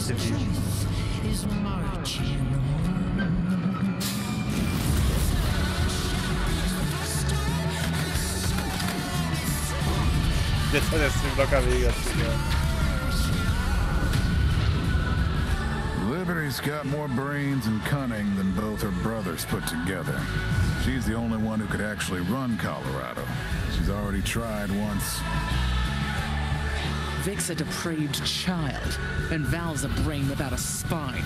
The years my father wasted grooming them for glory when I was right there. Probleme.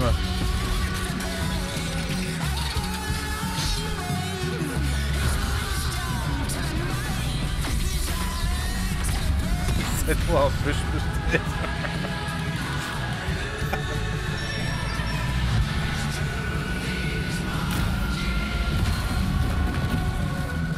to Arizona, Rangers, and I'll pretend none of this happened.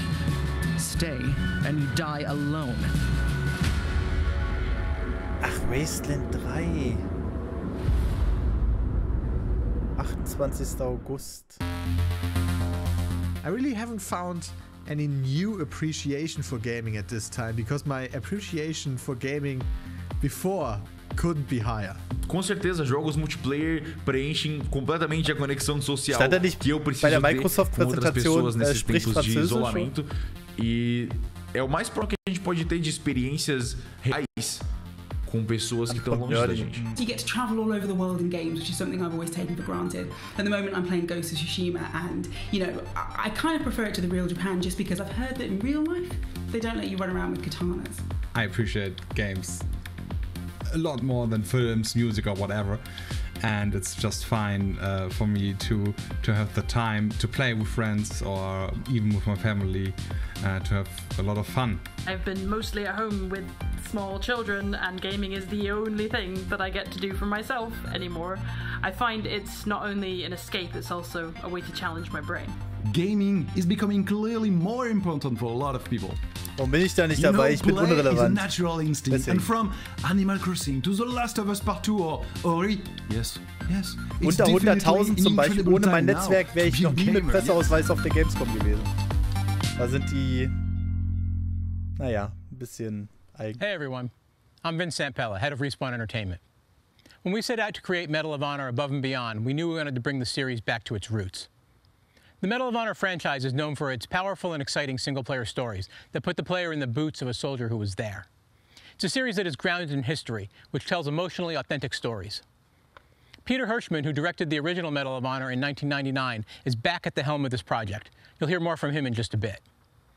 Peter and I actually worked together on Medal of Honor Allied Assault in 2002, and I'm really happy he's joined us at Respawn to craft a completely new experience in VR. The team is creating a riveting and emotional journey through World War II like you've never seen or played. It weaves in the personal stories of the veterans and survivors of the war through powerful interviews that help set the stage for what players will experience. It's more than just a game. And we could not be more excited to show the world the next look at Medal of Honor Above and Beyond and the game's action-packed story. Let's take a look.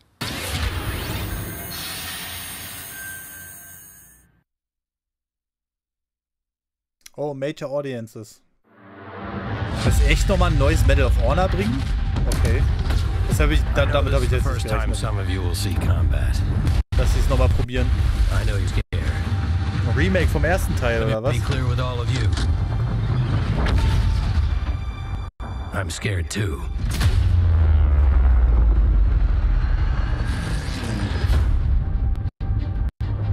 Oh Leute, Alter, die Lags, ne? Welcome to France, ist das ein VR-Spiel? I lead the local resistance cell. Oh, okay. Das ist ja spannend. Something big is happening inside Gestapo Das stell ich mir aber cool vor, denn schon wieder. And we don't know what it is. We're gonna have to improvise here.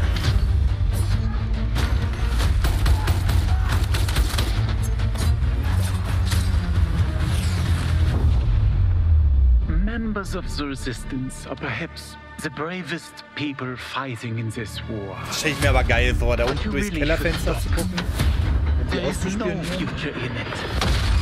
Sorry to interrupt, Lieutenant.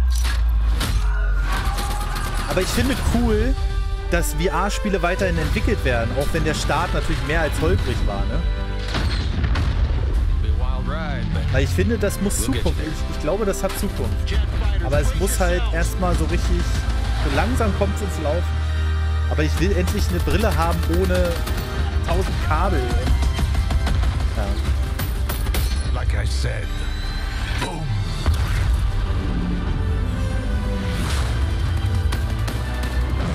There are things as people I'm willing to sacrifice myself for.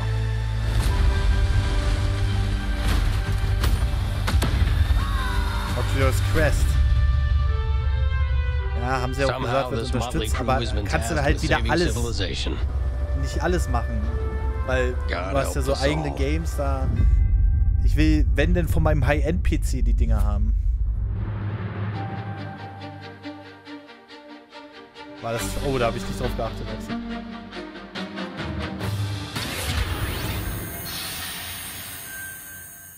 Thank you so much, Vince. That looks incredible. And now we're here with Respawn Entertainment's Peter Hirschman, game director on Medal of Honor Above and Beyond, to talk more about their new VR experience.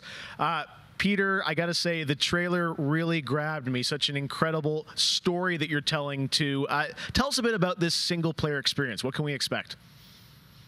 Well, Jeff, thank you for having us on the show. Ja, aber Oculus Link soll wohl Probleme machen. Back at Respawn that's been working really hard on this, and it's so exciting to premiere the trailer with you.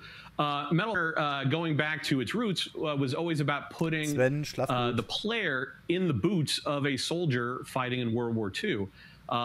And with VR, we're able to do that in almost a literal way. It's definitely the most immersive experience, most immersive combat experience I've ever been able to work on. And the story follows you as a player being recruited into the Office of Strategic Services, commonly known as the OSS. And their mission was sabotage, espionage, search and rescue, everything in between.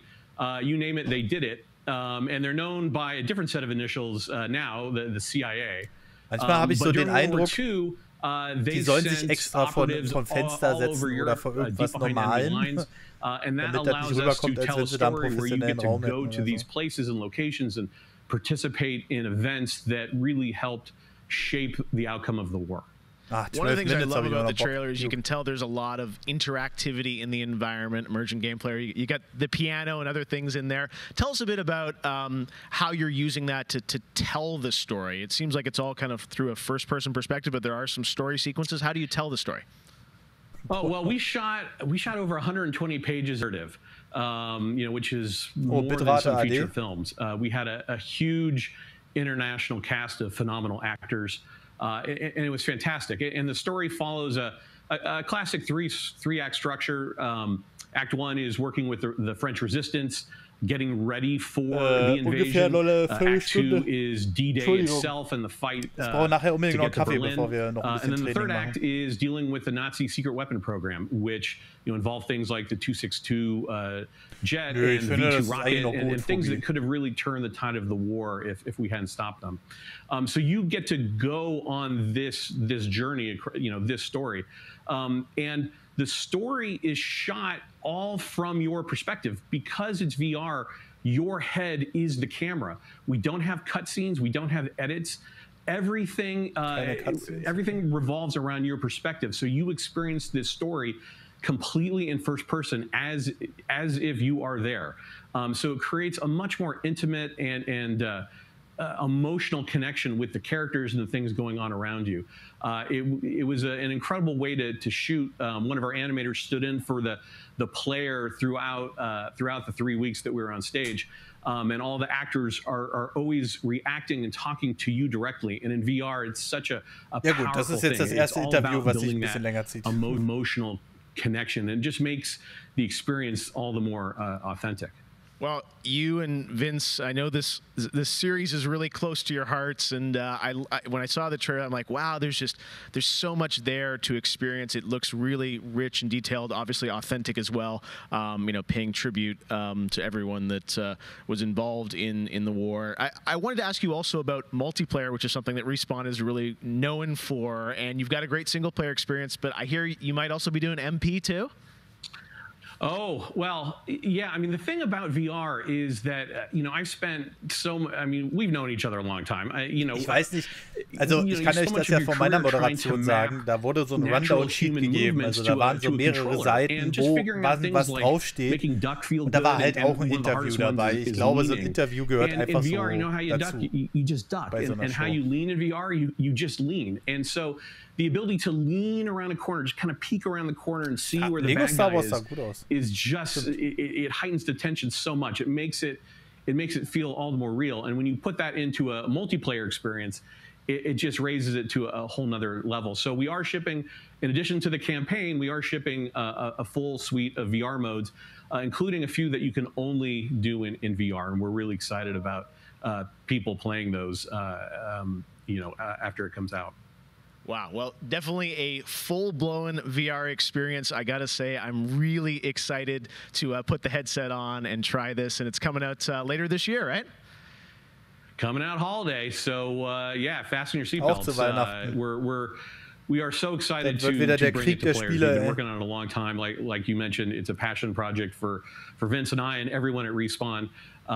It's a wonderful full circle experience for a lot of us that started our careers working on those original set, going back first one and Allied Assault, and now to be able to bring Above and Beyond to a whole new generation is one of the most exciting things we've been involved with. Awesome. Thank you so much, Peter.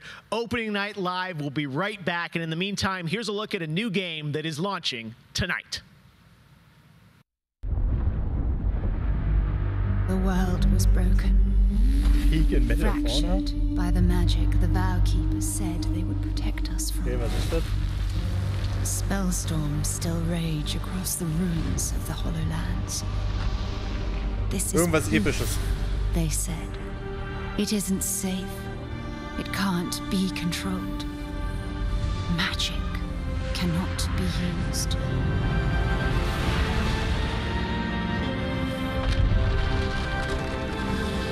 Ach, Torchlight, oder?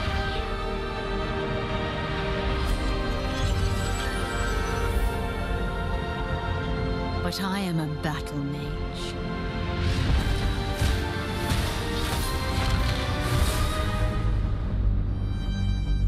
I have broken my vow, and now I fight to break free. Spellforce. Okay. Hab nichts zu sagen. Weil der eine Charakter hätte auch direkt aus Torchlight sein können.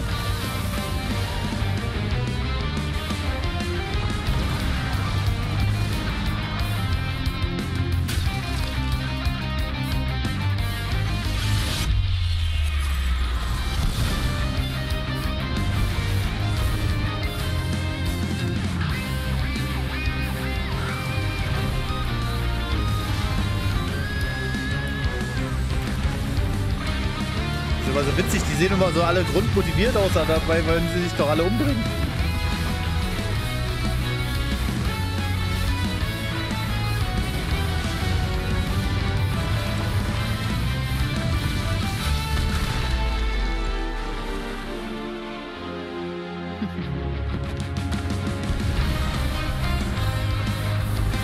Ja, ist ein Platzhalter, David. 1000 Euro. Kein Fall. Und dann geben sie ja schon 3% Rabatt. Spell Break. Na, fast Spellforce. Kommt genau. Hey, er hat doch gesagt, Launching Tonight. Da habe ich mich verhört. Na egal. Auch für Switch.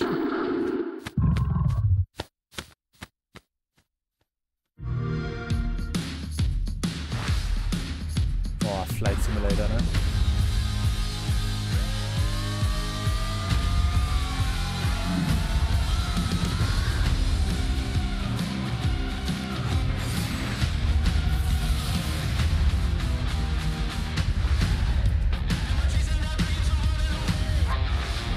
Aber das spielst du die ganze Zeit schon spielbar auf Epic Games.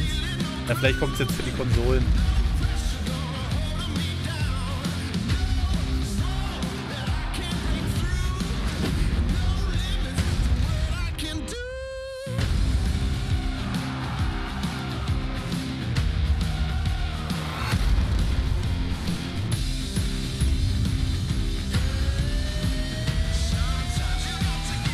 Naja, ungefähr 20 Minuten.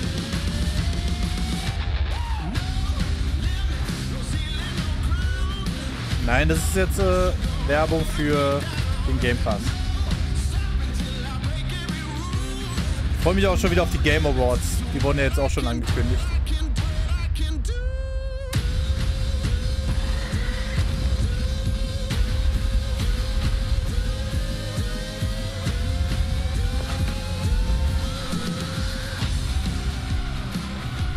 Alles klar, Blizzard.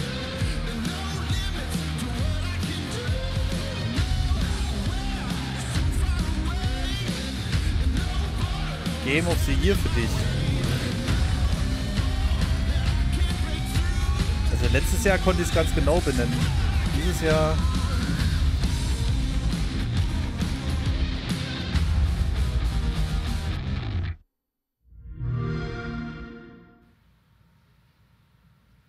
So many great games in Xbox Game Pass, and many of tonight's games are in it as well.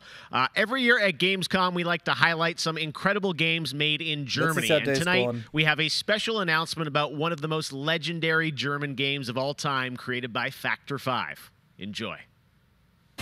Factor 5, die halten sich auch schon ewig auf dem Markt, ne? Die haben sich richtig etabliert. Oh, geil. Neues Turrican oder was? Stimmt, da gab es ja einen Teaser irgendwie. Turrican-mäßig. FF7, ja, Factor 5 was far ahead of the curve, and each of their games pushed game technology as far as possible. I'd say they're one of the greatest indie developers of all time. サウンドはすごいわ、グラフィックは綺麗だわ、ゲームプレイも滑らかで満足いくものだわで、本当にすごかった。今回タリカンのコレクションが出るってことをとても嬉しく思っているし、これはまた当時みたいにみんなに見せて歩きたいなと思っています。Resi 3 Remake fand ich auch stark, aber nicht so stark wie den zweiten Teil. Aber das kam ja auch 2019.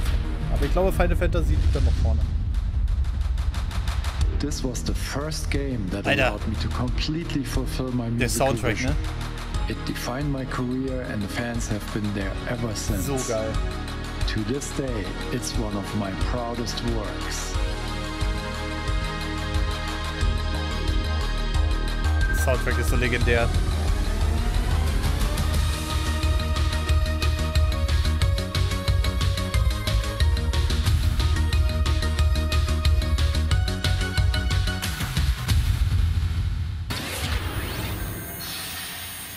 Jetzt haben sie es nur angeteasert. Oh, in June, Bungie revealed a new era of Destiny 2 that starts on November 10th. Warum kommen jetzt die Einblendungen und warum kamen die vorhin nicht? Ich habe den Chris Hülsbeck an der Angel, ja, aber mit dem muss ich mich noch einig werden. Weil der wird nicht günstig. Here's an all-new look at Stasis from Destiny 2. Ich habe vor kurzem mit dem gesprochen, mit dem Chris Hülsbeck.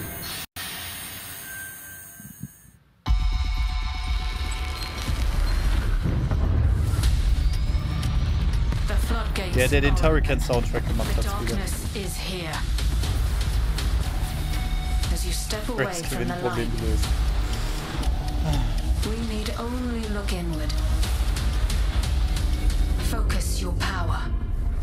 grows. Our fight is far from over.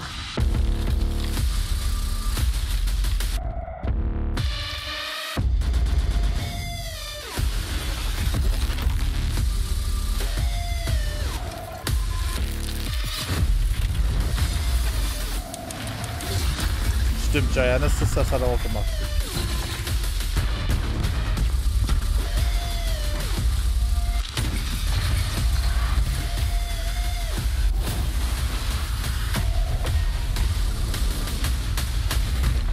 Let them come. This is their fate. One after another.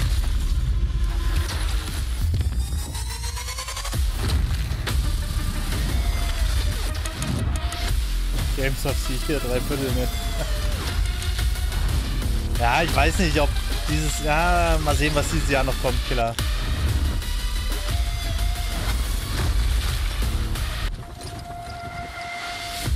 Also ich weiß, dass Destiny 2 noch wie wahnsinnig gespielt wird. Das kann ich euch sagen. Und die Leute, die da auch richtig in der Sache drin sind... Das Cyberpunk stimmt. Wenn es kommt, Axel. Vielleicht verschieben sie es ja nochmal.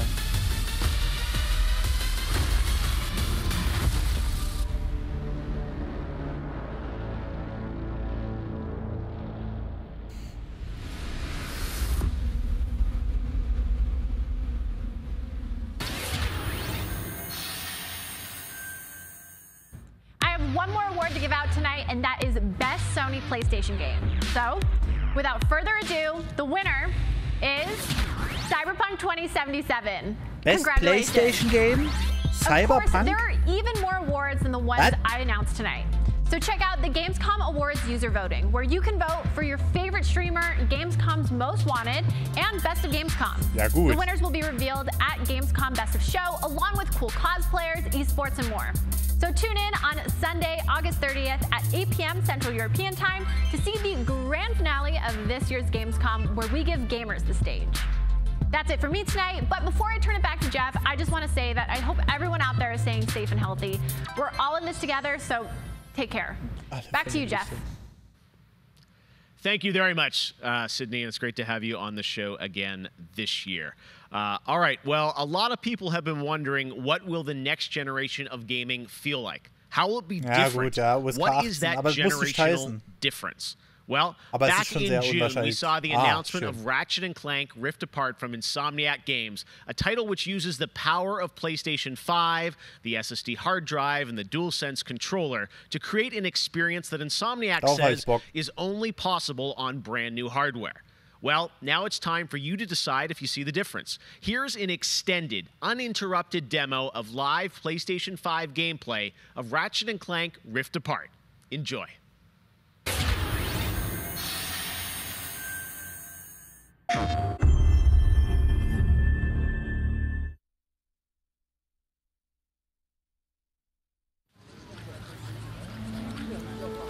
Captured on PS5. Ja, worauf auch sonst? Na gut, könnte ja noch am PC gemacht werden, ne? Nintendo hat schon gesagt, dass sie raus sind. Nur wenn denn über Drittankündigung. Ich finde, das sieht schon gut aus, Alter. Da kann mir keiner was erzählen, dass er da den Unterschied nicht sieht. And not far from where we last saw him. We may still have time to put a stop to this.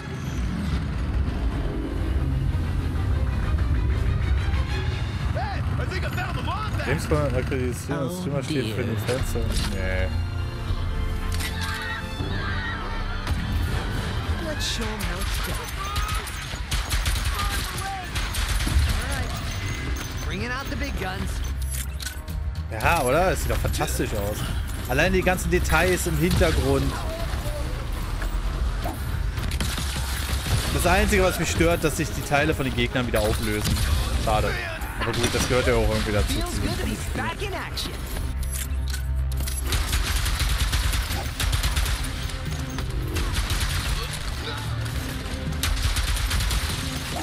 Boah, das sieht nochmal ganz anders aus als PS4. Alleine schon die 60 Frames durchgehen. Und auch viel Details, die im Hintergrund rumschwirren und so. Raytracing natürlich. Lustig.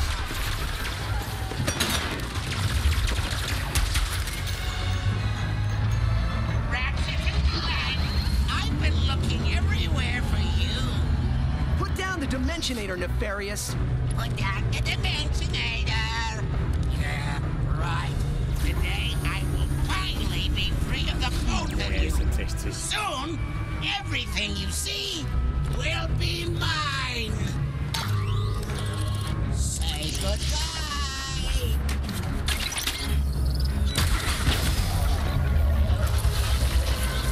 What did you?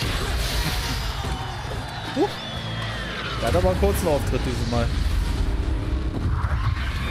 Boah, geil, jetzt kommt diese Dimensionssprünge dazu. Alter, das... Was that supposed to happen? Hitting Nefarious's device seems to have destabilized reality. The bridge is shot. There has to be another way across. The rifts appeared to react to your device. Try pointing it at one of them.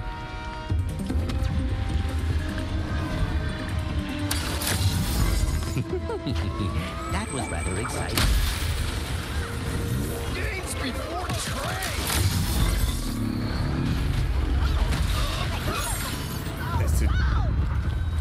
Also ich muss sagen, es sieht gut aus. Es sieht fantastisch aus. So viele Partikel, so viele Sachen, die da rumfliegen, so viele Sachen, die da auf einmal passieren. Müsst ihr mir vielleicht mal den 4. Teil dazu angucken. Vielleicht bin ich dann nicht überwältigt, aber so...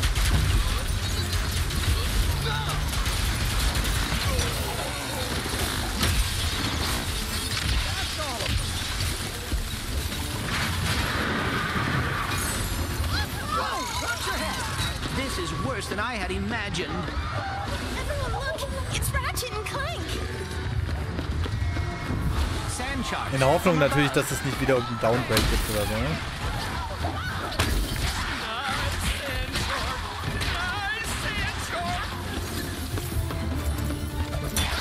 My heroes!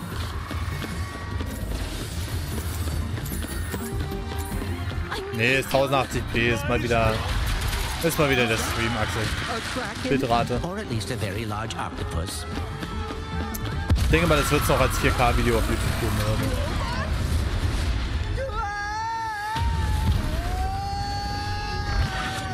Ja, als Launch-Titel wäre schon fantastisch gewesen.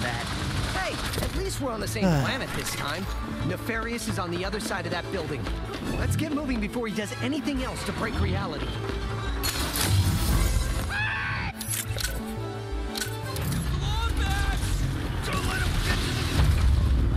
Dr. Nefarious really resurface after all these just to try and take over the universe again? Yeah, I kind of wish he was doing a worse job.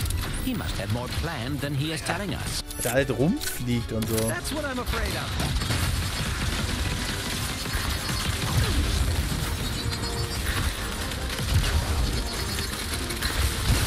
Ja, aber in der verlängerten Version pro Movie. Hat er ja gesagt am Anfang. Das Gameplay, was wir gesehen haben, war ja verkürzt.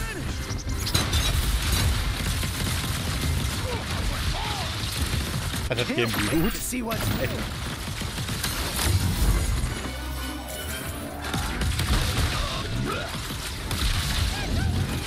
Also ich würde wahrscheinlich die PlayStation gleich noch mit einer internen SSD aufrüsten.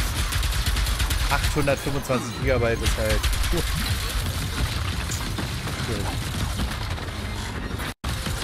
Also Partikeldetails ist ja krass. Und die ganzen Sachen, die da rumfliegen und so. Und jetzt fängt es wieder an zu lecken. Dankeschön. That's all of them. We have to get the Dimensionator away from Nefarious. Oh no, not right now. Whoa! The dimensions are weakening considerably.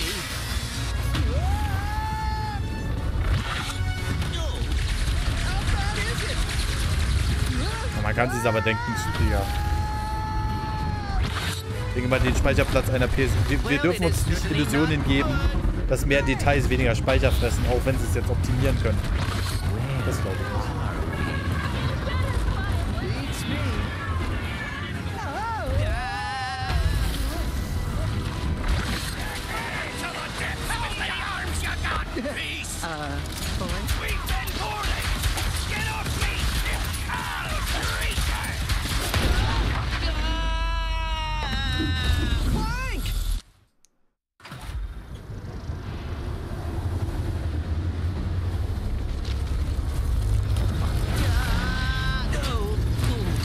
externe nicht, aber du kannst ja eine M2 SSD nachrüsten. Ratchet. We are too late. Ratchet? Who?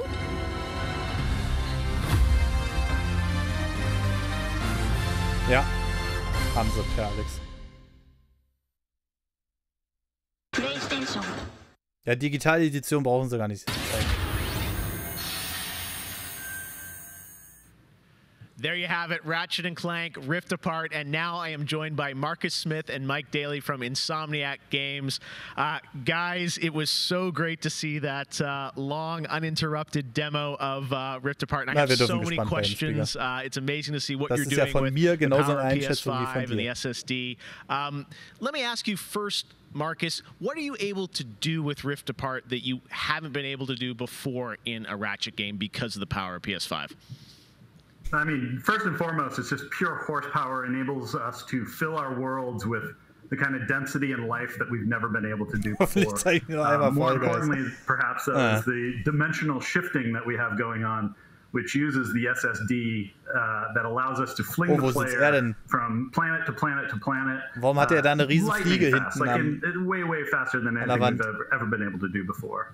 Yeah, the Rift tether, we saw that in the demo. We had seen some of that in the trailer. So that's all actual gameplay. Mike, I'm curious, like how does that work as you kind of play through the game? Are there certain moments and levels where you can jump, or how do you play through that? Yeah, so in the game, there is dimensional damage spread throughout the galaxy that Ratchet and Clank have to find a way to fix. And you can find these weak points in space-time that you can pull to you with your Rift tether. It's like being able to lasso a portal. Hat zwei so and that enables you to basically like warp across the world to find new places to discover or Wobei die eine wird tactical wahrscheinlich zum anderen Raum führen, aber es ist komisch, dieser Schnitt von der Wohnung. Yeah, I gotta say, like when you see that and you imagine the jumping from multiple worlds at instantaneously almost, and it sounds like there's no load screens throughout the entire game. Das eine ist ein Kleiderschrank. That's right. Yep. Wow, all right. You so confident, both of you say it. I like it. Now, let me ask you about DualSense. That's something that is a big part of PS5. I've had a chance to go hands-on with the controller, with the adaptive triggers and the haptics. How are you using that to sort of impact the gameplay of Rift Apart? So at the heart of every Ratchet and Clank game is a powerful arsenal of weapons that just exude a ton of personality. And the DualSense is sort of like, it feels like it was made for Ratchet and Clank just because the haptics give us a whole new layer for the weapons to express themselves. So for example, your burst pistol, of course it gives you like a satisfying click or kick with every bullet. But when you throw the shatter bomb, you can actually feel the energy pulsing off the grenade fade away as it gets further apart from you. Basically, the haptics are expressive enough that every weapon feels different and you can tell what you're holding. But of course, the adaptive trigger like takes that to a functional level where, in addition to the trigger pull feeling unique, we can actually use that as a super intuitive way to add alternate functions to the weapons. So, for example, in the demo, we've got the Enforcer, which is a double-barreled shotgun. You can pull the trigger part of the way down until you hit resistance to fire a single barrel. And then whenever you feel like it's the right time, pull it the rest of the way for a double shot. So you might be swarmed by a bunch of little enemies. You only want to waste one shot on them. And then wait a minute for even more to swarm in before finishing them off. But a big guy, you probably want to just give both barrels to right away. So there's a nice intuitive way of basically raising the skill ceiling and giving you more ways to play better. Wow. No, I'm excited to see how you guys are going to roll that out across what I'm sure are an insane, group of weapons as always. Plot-wise, Marcus, tell us a bit about this game. I think some fans have wondered, does this tie into the movie plot line, the game plot line? Like, tell us in the Ratchet verse where this sits. Yeah. Well, canonically, this is an extension of Ratchet & Clank Into the Nexus, the 2013 game. But it's a standalone adventure. So it's one that, even if you've never played a Ratchet & Clank game, you can get into it and you'll understand it and you'll enjoy it. For hardcore fans, we have a lot of nods. You're gonna see a lot of returning characters and planets and see them all through a whole new light of multiple dimensionality. Yeah, no, this Rift Tether thing, I think, looks really exciting. And how often, like, is that something we saw in the demo? Is that something you're going to see, like, frequently in the game? Are there special moments? Like, I guess I'm curious, like, how often you use that technique for gameplay. Bestimmt. So the Rift Tether has created these anomalies all throughout the galaxy. You'll encounter those pretty often. There's even a few more types of dimensional damage you'll encounter that we haven't shown yet. Okay. Now, being pulled between worlds, that's localized to chasing after Dr. Nefarious in the demo. Wenn jetzt außerdem aus Versehen der Monitor angeht und da irgendwas zeigt, when you really have to, schwierig. When the dimensional damage really tears wide open. Well, I gotta say, it looks incredible. And then at the end, we got another tease of this female Lombax. I know you guys have confirmed she is playable in parts of the game. I think everyone wants to know, though, do we have a name for her? I mean, the world is more interesting with mysteries, and we're going to have to keep this one. Dürfen Sie den Namen nicht sagen von ihr? Do we get a number of letters in her name or anything? Too many smart people on the internet. They'll figure it out right away. She's not named Abby, though, right? All right, well, we'll have to wait and see what you guys have in store for us. I gotta say, I mean, it looks incredible. The Ratchet games are always so much fun, and as you said, when you think of the power of SSD and the DualSense all coming together, it looks really exciting. Before we go, though, I think everyone around the world wants to know when we're going to get to play this game. Anything you can share with us on where you're at in development right now? Mike? So Ratchet & Clank is coming out in the PS5 launch window. So we haven't announced a specific release date yet, so stay tuned for that. What kind of window? Is it a big window? So, no, I'm just kidding. All right, that's all we're going to get, I'm sure. Ratchet & Clank, Rift Apart, coming in the launch window for PlayStation 5. I got to say, Insomniac, we're so excited about what you guys are doing across PlayStation, and the game looks incredible. So thank you so much for all you've done, and we look forward to seeing more of Rift Apart soon. Thanks, Jeff. Take care. All right, Marcus and Mike from Insomniac, thanks for showing us that first look at Ratchet & Clank for PlayStation 5. And that's going to do it for Opening Night Live. Thank you so much for watching from around the world, and make sure to stay tuned all weekend for more live Gamescom coverage at gamescom.global. As for us, we'll see you later this year for the Game Awards 2020. Our team is hard at work to build a very special live show for you coming in December. We'll see you then. Good night. Okay. Ja, schöne Show. Kann man nicht meckern, ey. Hier, guck mal. Das ist übrigens mein Netzwerk hier unten. Warum bin ich da nicht aufgetaucht? Hä? Hä? Du wolltest nochmal das vom Bonon zeigen. Ja, ja, mach ich gleich. Kann man so machen. Finde ich auch.